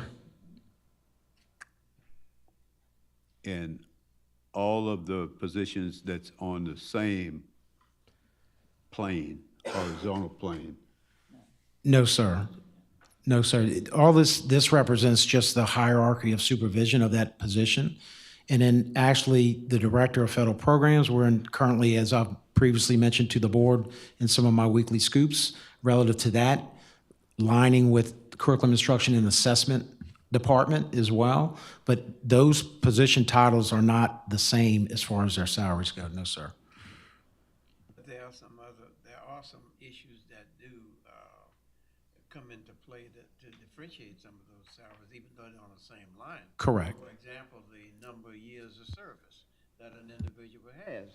You can't put all of these and don't put us in a position, because if we say that they are all paid the same, then people out there who are not getting the same money will have something to say about that. There are a number of issues that come into play that you can't pay everybody the same. The degree that the person has. I understand that. Maybe my terminology should have been in the same category. Not the same salary, but the same range. They have different responsibilities. Their salaries are based on their responsibilities. Right. Yes, sir. It just shows who that executive director would be supervising. Yes, sir. All right. Any other questions with this agenda item? If not, you will see it again Wednesday night. Thank you. And that concludes the Personnel and Policy Committee meeting. A motion to adjourn. Second.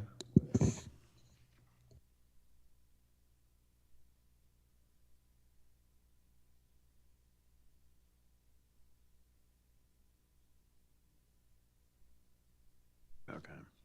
Mr. Smith and Ms. Weber. And Mr. Suffering.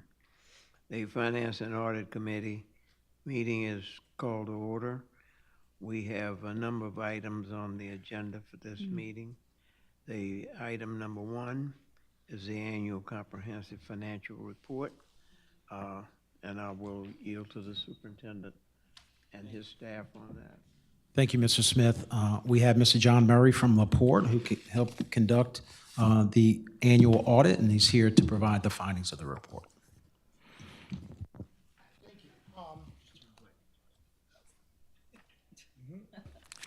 Appreciate it.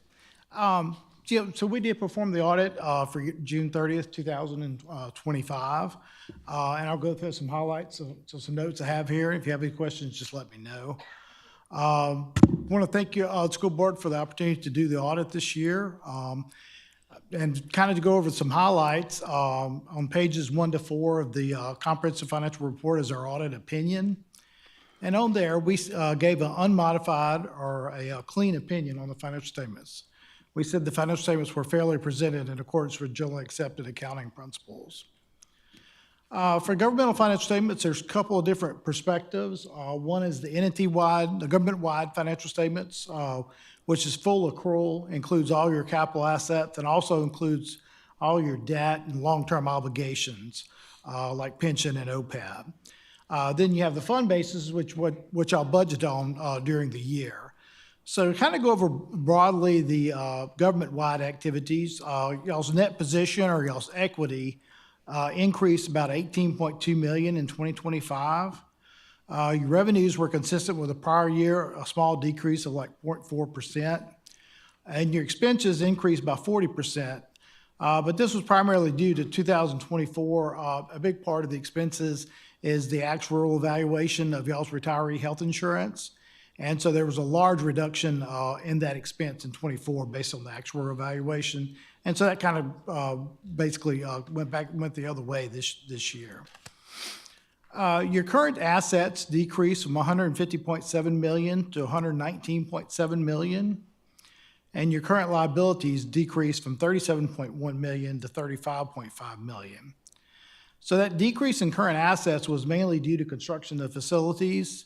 Your capital assets net of depreciation increased from 203.1 million to 229.8 million.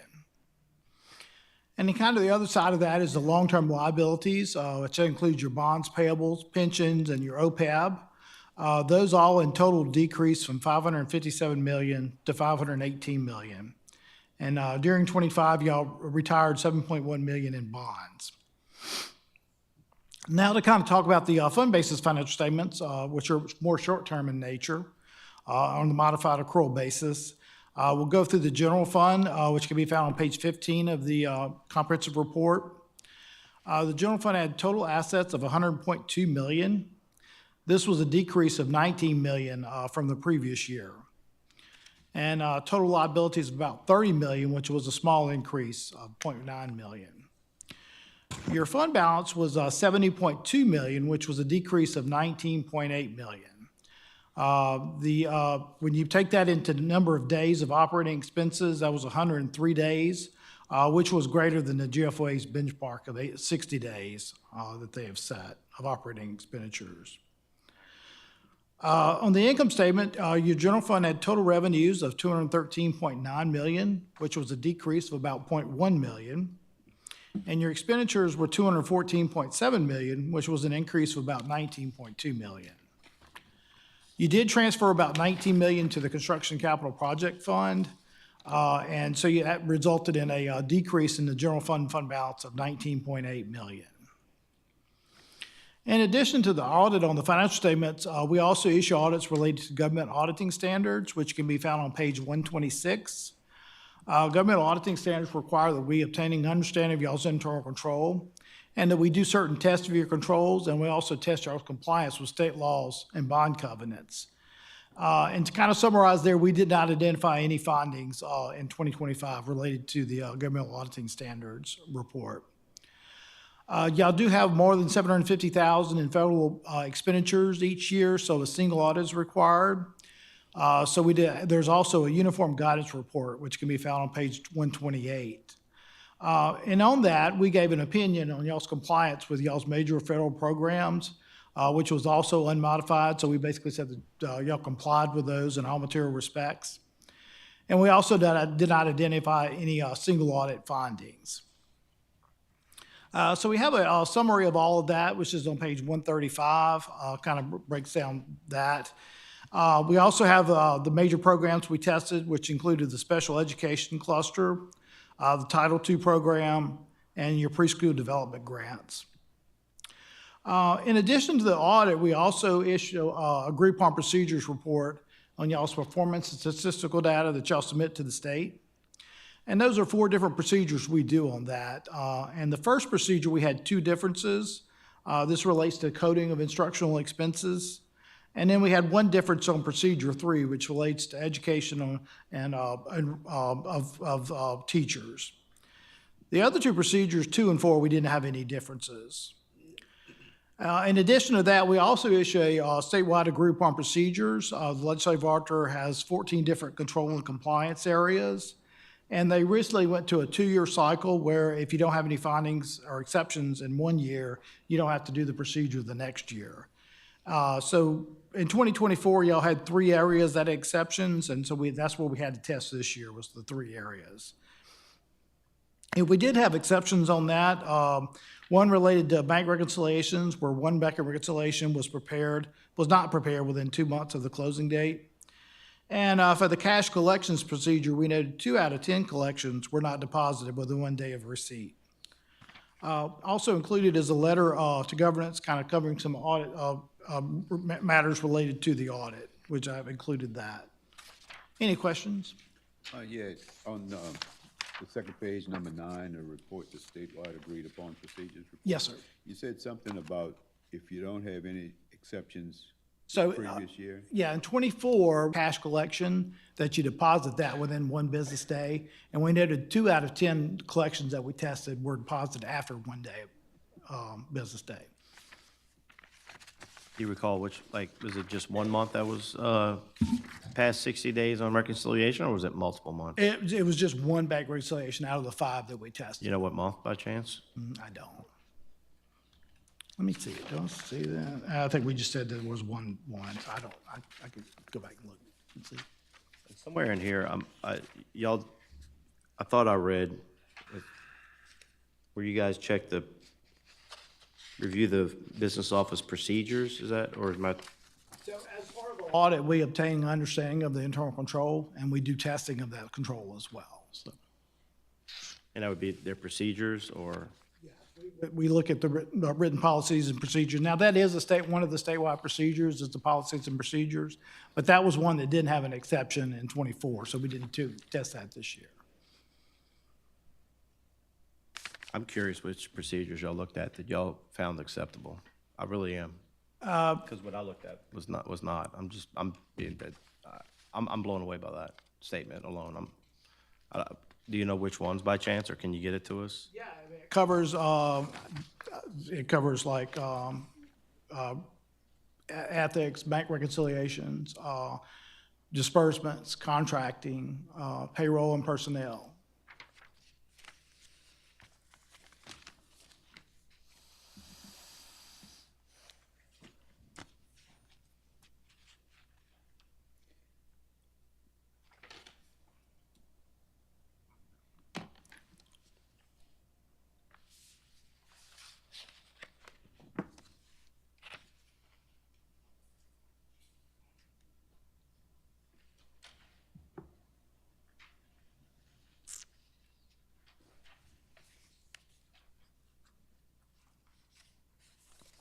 Yeah, No, I don't want you to ask. no. That's No, my no. thoughts. Any other questions? I think we reserve the right to ask and come back and ask questions, because I would love to know the procedures that were acceptable, because So, Mr. I find Murray. that very, very hard to believe. I just got to say that a procedure, when you've had an accounting software updated, I don't see how that's possible. And I'm not an accountant by any means, but I really do find that hard to believe. So can you explain what you actually review, what you collect to review, to Mr. Gregson's point, when we talk about What the we look at reconciliation? for the procedures, for the written procedures, is we basically, legislative art prescribes certain elements that are required to be in part of the procedures.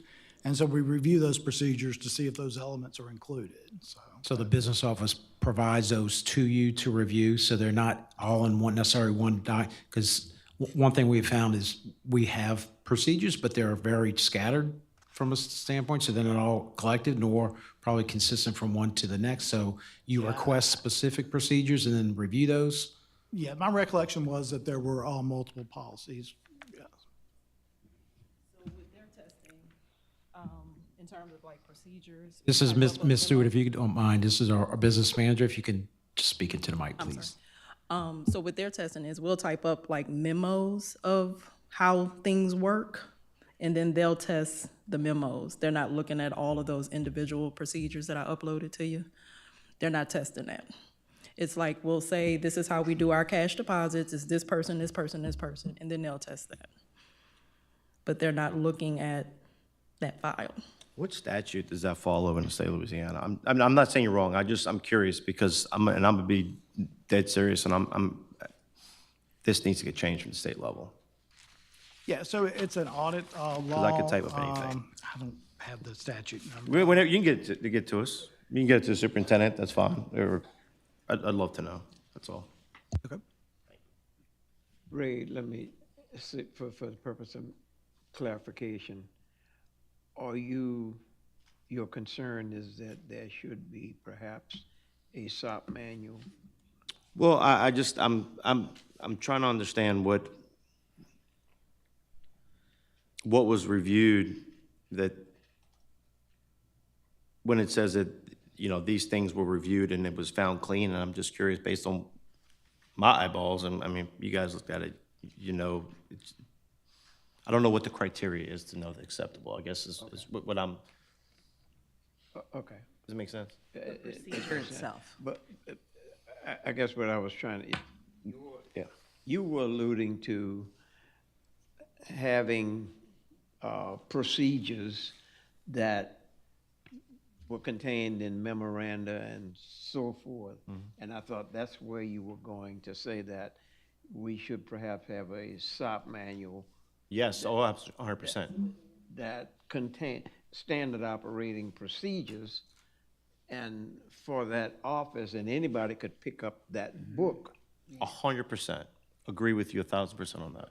Okay. Absolutely. All right, so in your discussion with us a week or so ago, you mentioned that we were heading in toward in that direction. And so the point I'm making with him with their testing, it won't be that.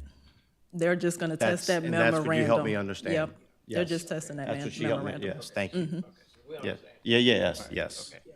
Basically, comparing it to what the legislative auditor's best practices is for that. And we're not evaluating whether, those are. Yeah.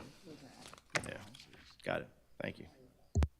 Al, Becca, you good? Thank you. Thank you.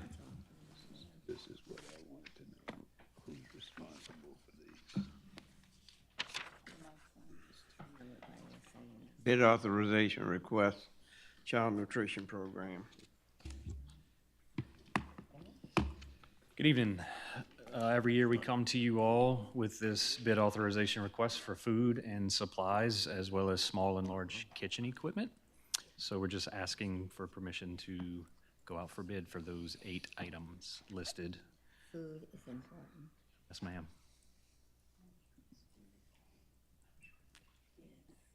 Okay. All right. You be back. Okay. The Head Start budget. Ms. Babin, where's your group? Ms. Weber.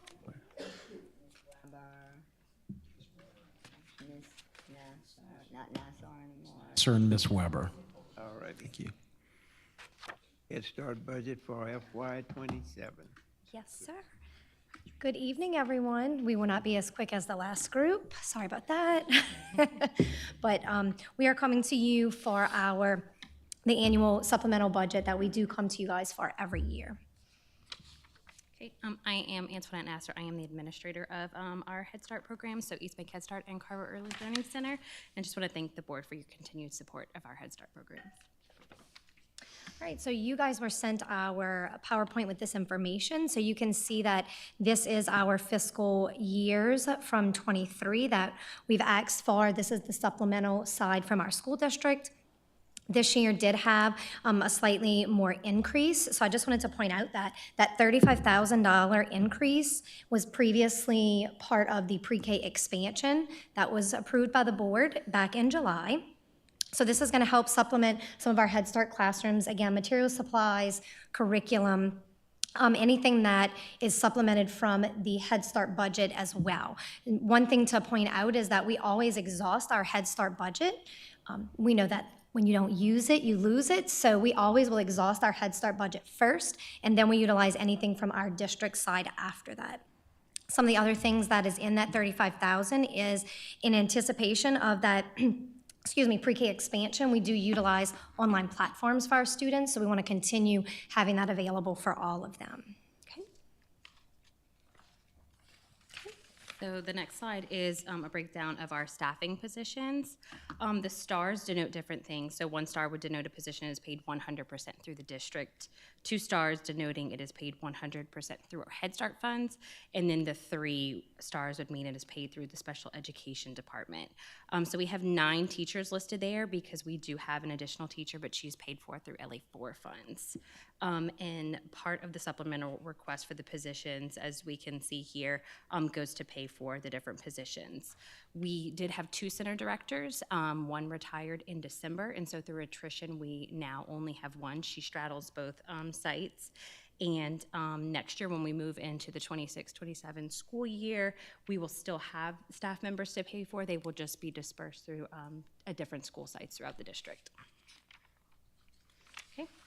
Then a breakdown of the funding for our actual students. So it's broken down by our 2 different centers and then by the grade bands. You can see we East Bank and Carver. Thank you. Any questions? Yes, you're asking us for 1.2 million? Yes. And what's your total budget? So Head Start's budget is, let's see, I was prepared for you, Ms. Alexander. So our Head Start budget yearly is $2,094,555. So that is our supplement from, that is our Head Start budget. And then we get supplemented from the school district each year to pay for, it's broken down here, more specifically, but it pays a part of all of those teachers' salaries, the instructors' salaries, and then materials and supplies for our Head Start So students. you don't count that as part of your budget?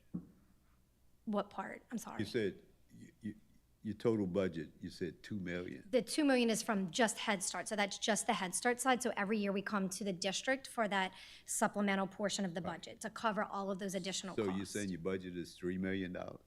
Approximately each year, yes. Amazing y'all get by on that little amount of money. Well, that's, we are fiscally responsible with our funds. Okay, thank you very much. Any other questions? So the request for 27, just to make sure I understand this right, on page 2 is $1,205,597. Yes. Which is only a slight increase from 26. I didn't sit there and do the math, but. And that includes our, the increase to universal, or is that can be, this is Head Start and then universal separate? I'm sorry. Yeah, no, that's okay. So this is going to supplement all of our Head Start students that are now going to be located at school sites. So it's still helping to fund those 249 students, but because they're not going to be located on one campus anymore, we'll have some additional costs for that. So that's going to be making sure their classrooms have the materials and supplies that are needed, any of the curriculum materials, online, things like that. So this is just working in conjunction with that Head Start budget. Good. No, Where are those Probably eight, wasn't large. the 8 open and openings, where are they? Because you said you're at 241, you're funded for 249. Where? And I don't have the Don't have that numbers breakout? specifically on me. Yeah, and I could add those quickly. I'm sorry, I didn't have that that's okay. prepared yet. I do know, like I said, at each site, we had just approved a few just from recent openings that we did have our students dropping.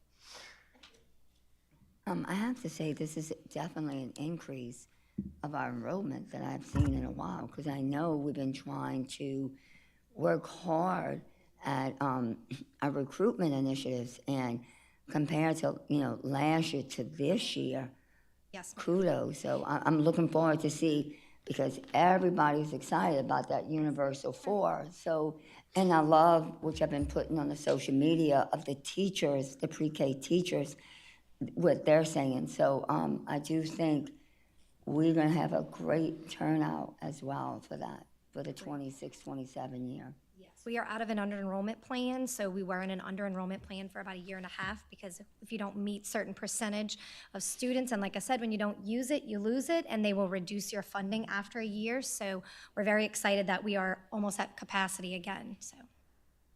I have a question about the universal pre-K with our Head Start kids going to the locations.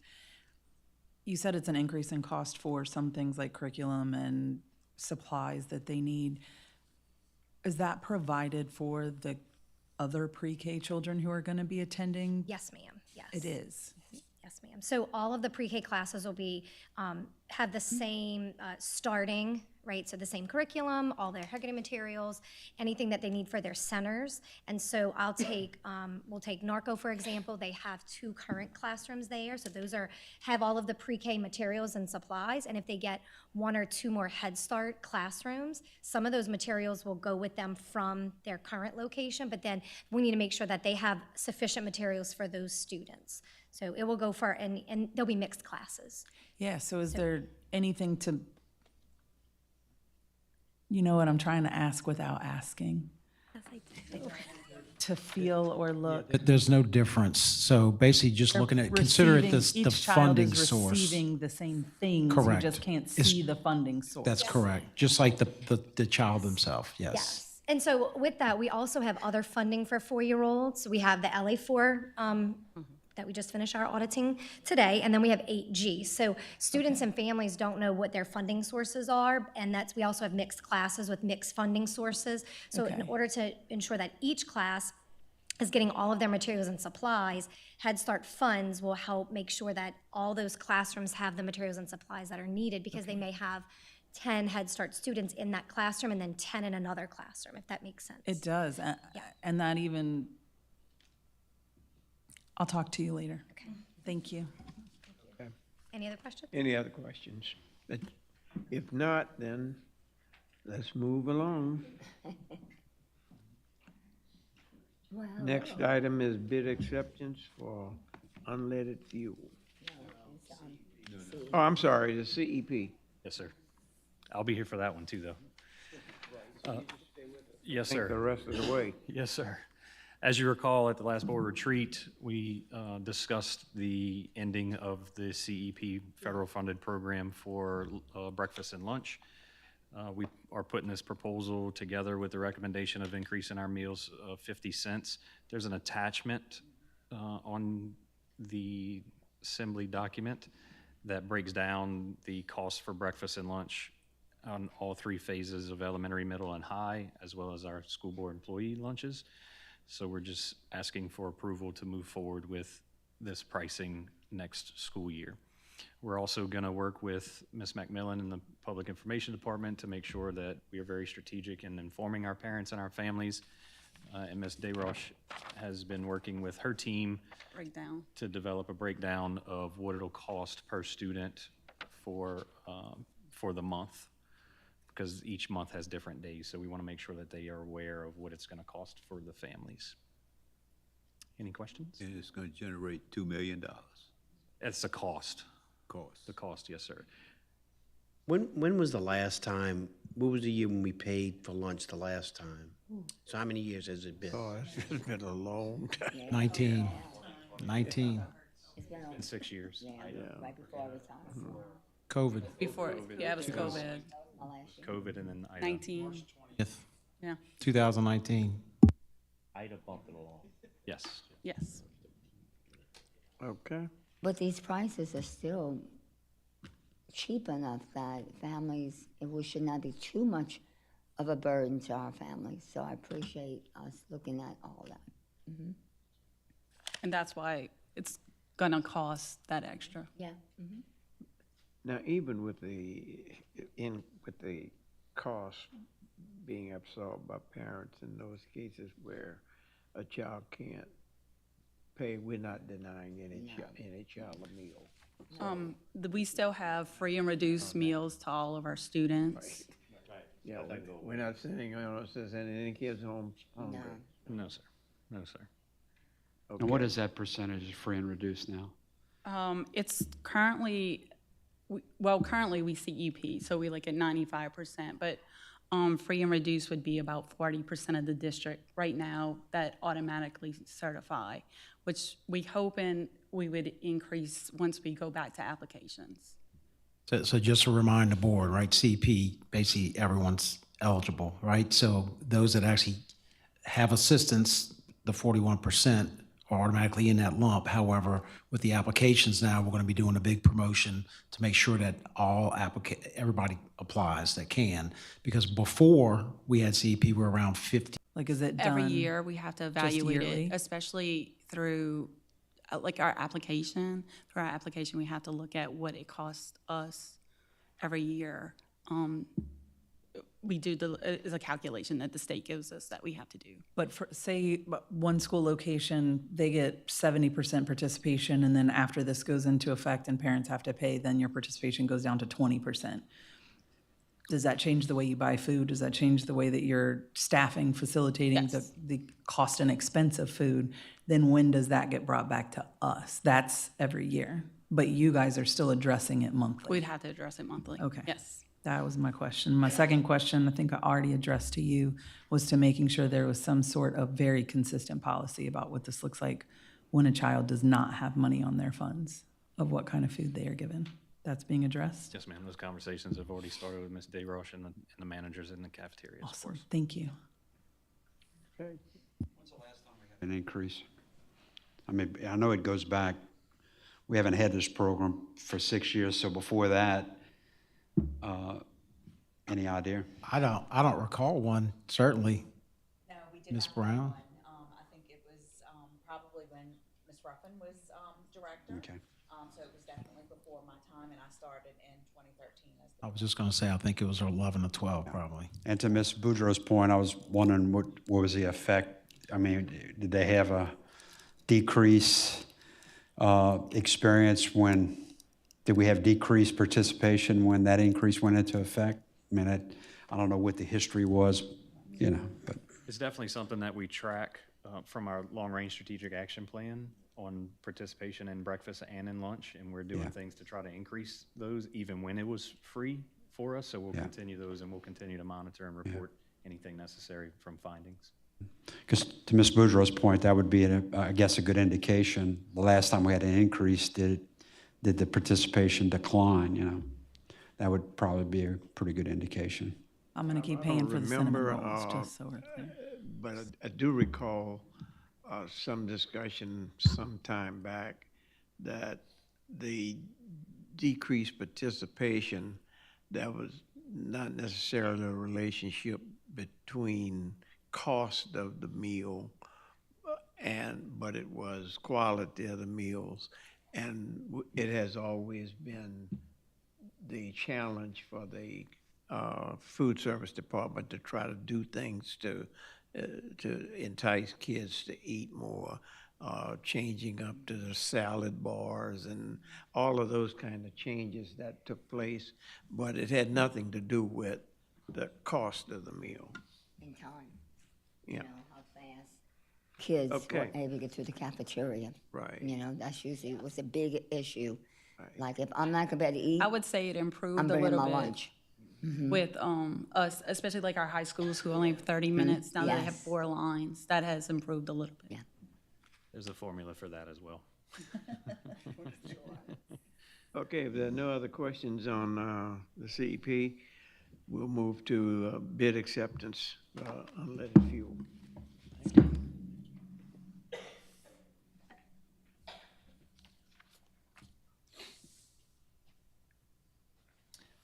We have Mr. Gordon Terrell joining us for this next two items. We received 6 bids for unleaded fuel. I'm proud to say that's an increase from the last time we have gone out. The vendor that we are recommending also submitted a bid for minus 0.0288 cents per gallon under the rack rate average. We did call to confirm that that is true, and it is, and there's different variables that he shared with us on volume of their product and different credits they get because of the amount of fuel that they serve and service in this area. So we are asking for approval and bid acceptance for unleaded fuel. That's the bid from Petroleum Traders? Yes, sir. These guys new?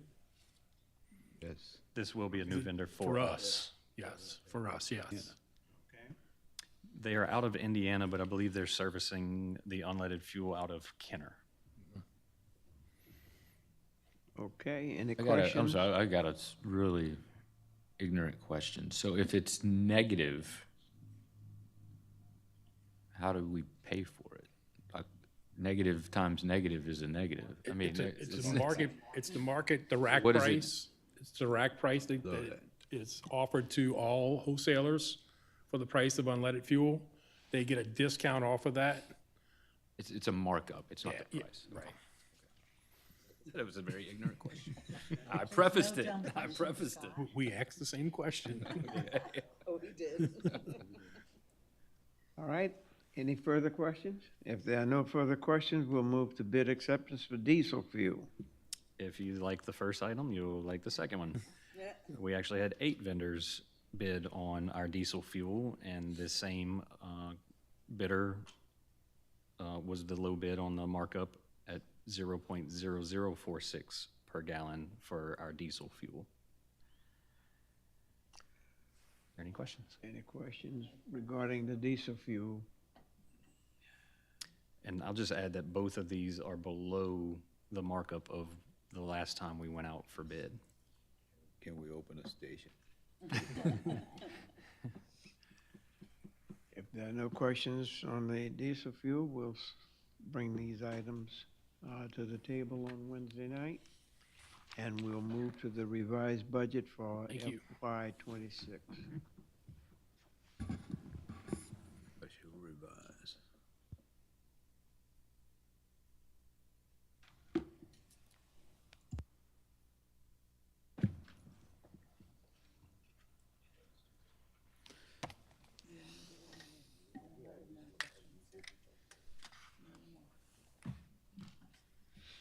So, Mr. Smith, can I introduce this? Can I introduce this agenda item? Yes, thank you. So, as I kind of mentioned earlier, we had originally set to provide the revised budget to the board with an anticipation tonight and Wednesday, but in order for us to make sure that we have an accurate representation, as you know, Eisner-Amper is currently conducting their audit as well. They were not prepared to provide an update at this point in time. So that in part is part of the reason we want to make sure that both coincide with each other so we can validate our numbers from the internal perspective. So I still want Ms. Stewart to provide an update on where she currently is in terms of preparing the revised budget at this point in time. And I'll turn it over to Ms. Stewart. Oh, you just press the green button. Okay, there we go. So my apologies, I don't have a revised budget for you all to approve today.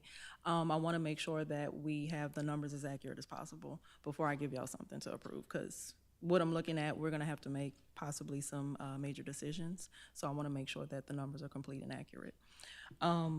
It looks like less than what was projected. Sales tax is also a little bit less than what was originally projected. So that is what's increasing that gap that I'm seeing compared to what was originally budgeted. And then some of the expenses also increased as well, that I have captured in my budget versus the original budget. So again, because this is going to probably, we'll have some major decisions to make, I wanna make sure that it is, it's verified first. But Eisner-Amper is kind of on par with the things that I'm seeing right now, but we're just waiting on that final report. So once we have both the revised budget, right, affirmed through Eisner-Amper, which it looks like we're on the same path, then we can certainly talk to the executive committee and or board to either schedule a special board meeting and or present it in during the March, depending on, I'll work with Mr. Smith, the chair, and the president to determine whether or not we have a special board meeting and or bring it back in March for the revised budget. And more than likely, it would be 5% variance as well, which then we would have to report that to the State Department as well. And just so you know, as she mentioned, Eisner-Amper did provide just a general summary that's along the same lines of that. Basically, an under projection of where revenues should have been for ad valorem, approximately $11 to $12 million short of what we actually budgeted for. So that $12 million plus the $2 million from sales tax and currently looks like federal programs as well, federal grants, is approximately $2 million below budget. So that right there is about $14 or $15 million below what we had originally budgeted for from that perspective. That's their initial findings, but once they have the full report, then they'll bring that to the board. Let me ask one question. In making budget projections, the budget projections are based on revenues, anticipated revenues, and so forth. What are some of the things that we take into account when making those projections? Some of our projections are very conservative, and then some of our projections can be very liberal. what are some of the standard kinds of things that we take into account, just for the sake of the board, so we can understand how we get here in terms of having these big over project, because there is no, go ahead, answer the question. So I can speak for myself. You know, I tend to project conservatively, and my projections are usually based on historical data. So let's say I have a conversation with Tab Troxclair and he's projecting increases here and there. I'm still going to probably, you know, book that revenue closer in line to what we were historically getting. And then if we get something additional, great. But if not, we don't lose, right? With sales tax, that's a really volatile revenue source. So that's one I definitely wouldn't budget based on projects and things of that nature. I would still kind of budget that one based on what we've been historically and consistently getting. And then if we get more, great.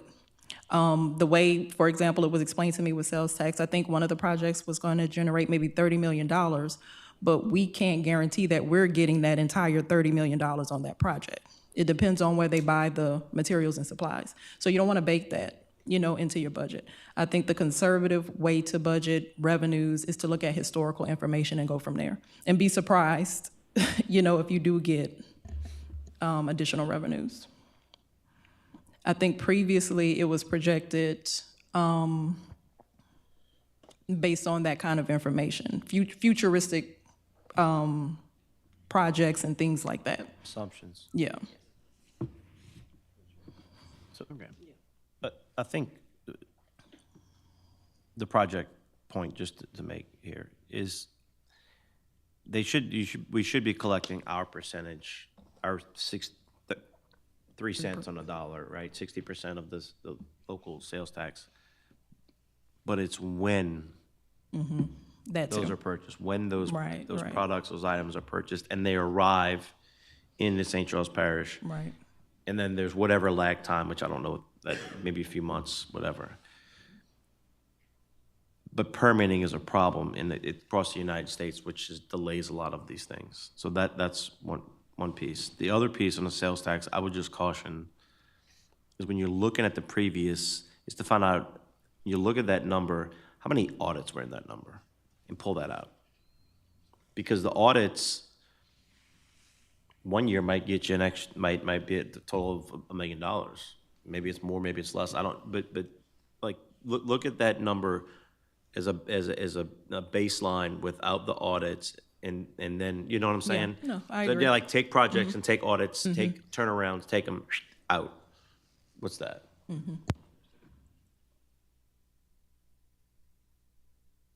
Any other questions? No, I guess the point that I wanted to make with the question is, because it seems like where we are is, in terms of the financial picture that we have to deal with, is that there perhaps was some over-projecting of revenues coming in, and there is no set rule of thumb in making those estimations. And if all we are dealing with here is that then I think that we need to be able to explain in some kind of a tangible way how we are going to, or what formulas we are going to put in place in making those projections. For example, I mean, if you want to lean on the conservative side, then you might say that for your sales tax projections, you know, certain data you're going to look at, but you're not going to project your budget to be more than a certain percentage And if you, I mean, you guys are accountants, I don't want to try to be an accountant or anything, but, and we can have that into this procedural manual, you know, this. Absolutely wrong, then it's not a source of truth. So how do you correct that? Right. One thing that, No, I mean, all I was saying is that I agree with where you're going, but it's a little more nuanced. Here's some other things that go into budget preparation. Okay, before we begin the budget process, we go to all of the school principals, we ask them for their wish lists, and then the board decides upon all of these multiple things that's in the wish list and what have you. Now, we can establish, we can say that historically, if we look at the budget for our school district over a given period of time, over the last 45, 50 years, we can say that our budget has increased incrementally at approximately X percent or between X percent per year. So it gives us some kind of a benchmark. You know, now they're going to be, when we start looking at forecasts, what is being forecast to come into the parish? Shell is going to have a big expansion. Monsanto, Bayer is going to have this, and, you know, IMTT. You know, some of that is windfall money, and it's not going to be sustained. You know, there are ways that we could do this in a much more scientific way that would give us, you know, a better handle. But the real thing here is to not place that responsibility, you know, in one place. And have a systematized method for doing it. Completely understand, but my question honestly was, when the source of truth, how do we know when that's right? When you mentioned the tax collector, you mentioned at some point we've got to be able to trust a number. Right. And it doesn't seem like we've been able to necessarily do that. Right. Again, that the revenue and the projection stuff is a little bit more nuanced, right? Because let's say your source of truth is from the sales tax department, and they're projecting and they're saying all of these projects are happening and all those things. You know, that's your source of truth. You're still going off of them. I think one of the controls, I talked to Dr. Ortling about this, obviously, and we're talking about this, is educating the people who the information is being presented to. So if you know the things like what Ray talked about, that timing is an issue, where they purchase the materials is an issue. When that person is projecting to you and is saying that this project is bringing in $30 million, you know that we're not going to get that whole $30 million. So when they're projecting that to you, you have the tools to say, okay, but are we getting that whole $30 million, if that makes sense? So I guess I would just want to make sure that we are tightening, I don't know if tightening the reins is the right thing, but are we buttoning up everything that we have to button up? Because we're controlling our SOPs and everything that we're talking about here, but if our source of truth is lax somewhere, then we need to work our tails off to make sure that's buttoned up and use everything that we've got. So when someone comes up here and their numbers are 10% off every budget meeting, we've got to make sure that stuff like that doesn't happen. Great. I would, and you're both of y'all are correct, and I know where you're going. I don't know how that would have been predicted, because the same numbers that he got, I got, and I wouldn't have projected that high. I'm just being honest, like, especially on the ad valorem side. I don't know where that 10, 11 million would have come from. Honest to God, that was never projected. So I can. I'm just being, so I'm not, so to credit that on the ad valorem side, right? The sales tax side, I think, is that is what I said earlier, but that source of truth, I'll just say that information doesn't go to the sales tax office first. Not knocking them, just telling you that's in any parish. But that definitely didn't come from assessor's office. Because I got the same numbers.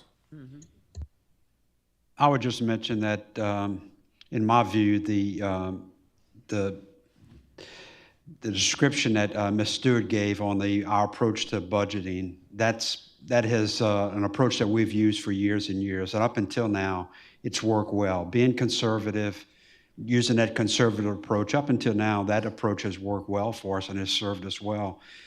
You know, so I think continuing to take that conservative approach is the way to go, and both on property tax revenues and sales tax, and you know. I agree with you, Al, except one thing there, and that is, okay, we would say the conservative approach works. What is the system that we use to arrive at that? Historical information. Historical data. Historical information. So when you're doing a conservative approach, you're doing it off of historical information, and that's an easier source of truth. Because I can prove. We have not had access to that, to that data and to that process. And all I'm suggesting here is that the process be put in some kind of a document, and I'm gonna use raised, SOP. Actually, Karen might have. P, not B. Okay. That's all right, I don't even take credit. So let's go with the SOP manual and have that system in place so that we all know what that system is and what have you. And we all can monitor that system. But an SOP is still only as good as the information that you make it with. Yeah. And that is why what he said over here to the auditor is so very important, because if the legislative audit isn't requiring certain things from our process and our procedures, then where are we creating an accurate SOP that protects the district? But successful businesses all have SOPs. Oh, absolutely. And in this case, this department. Can I just say that I we should have inherited had this? one.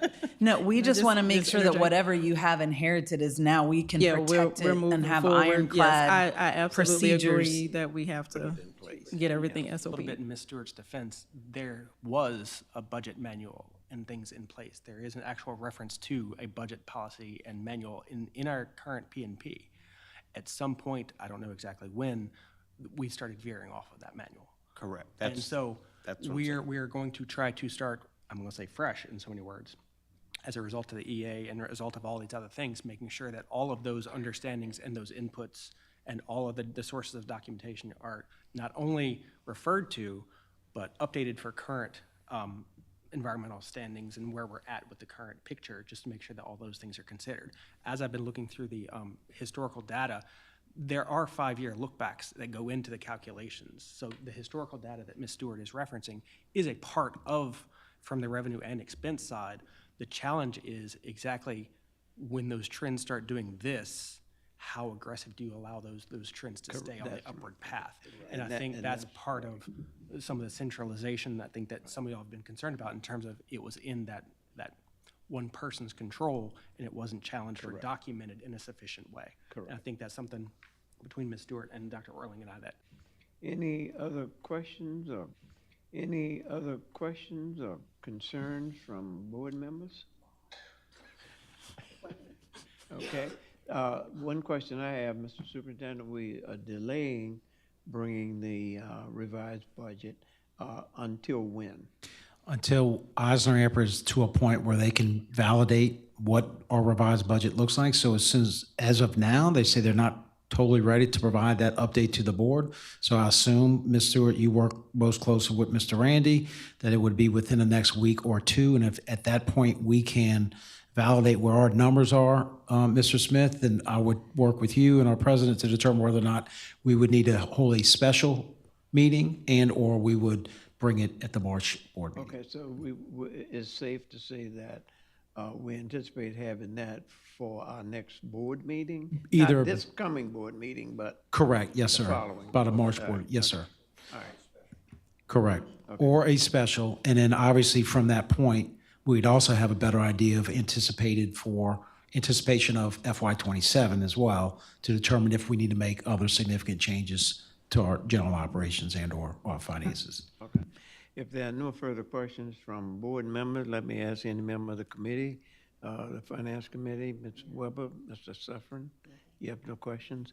If not, then let's move to our accounts payable and our adjournment. I need a motion for, well, not a motion here for the accounts payable, but we'll move the accounts payable to the board table. So we'll stand adjourned. Move to consent agenda items. I want to make sure you guys are okay with this. Different way of, thank y'all very much. Different way of naming these. I'm looking at 2B, 4C, 5B, 5E, 5F. Are there any concerns with those? The only concerns I had were bid acceptance, E and F. E, F, and H, not, I'm sorry, not H, that's. Not H, no, sir. E and F, correct. E and F. Yeah. And 2B, 4C. 2B and 4C. If there are no objections to that, those will be the consent agenda items. Okay? All right. Hang on. Oh. Budget to actual comparison is just said after committee. Yeah, we're not considering that. No, but Oh. you needed to say it when we talk about accounts payable Okay. and finance. Say that again? The budget to actual. Okay. You need to say it, finance. Not chair. me. Yeah. There is no budget to actual comparison. Okay, there is none, right, okay. Move to adjourn then. All right. That's it. We'll see y'all Wednesday. Don't forget, 5 p.m., 5:30, thank you, retirement ceremony here in this room right here. And then we will move over for refreshments.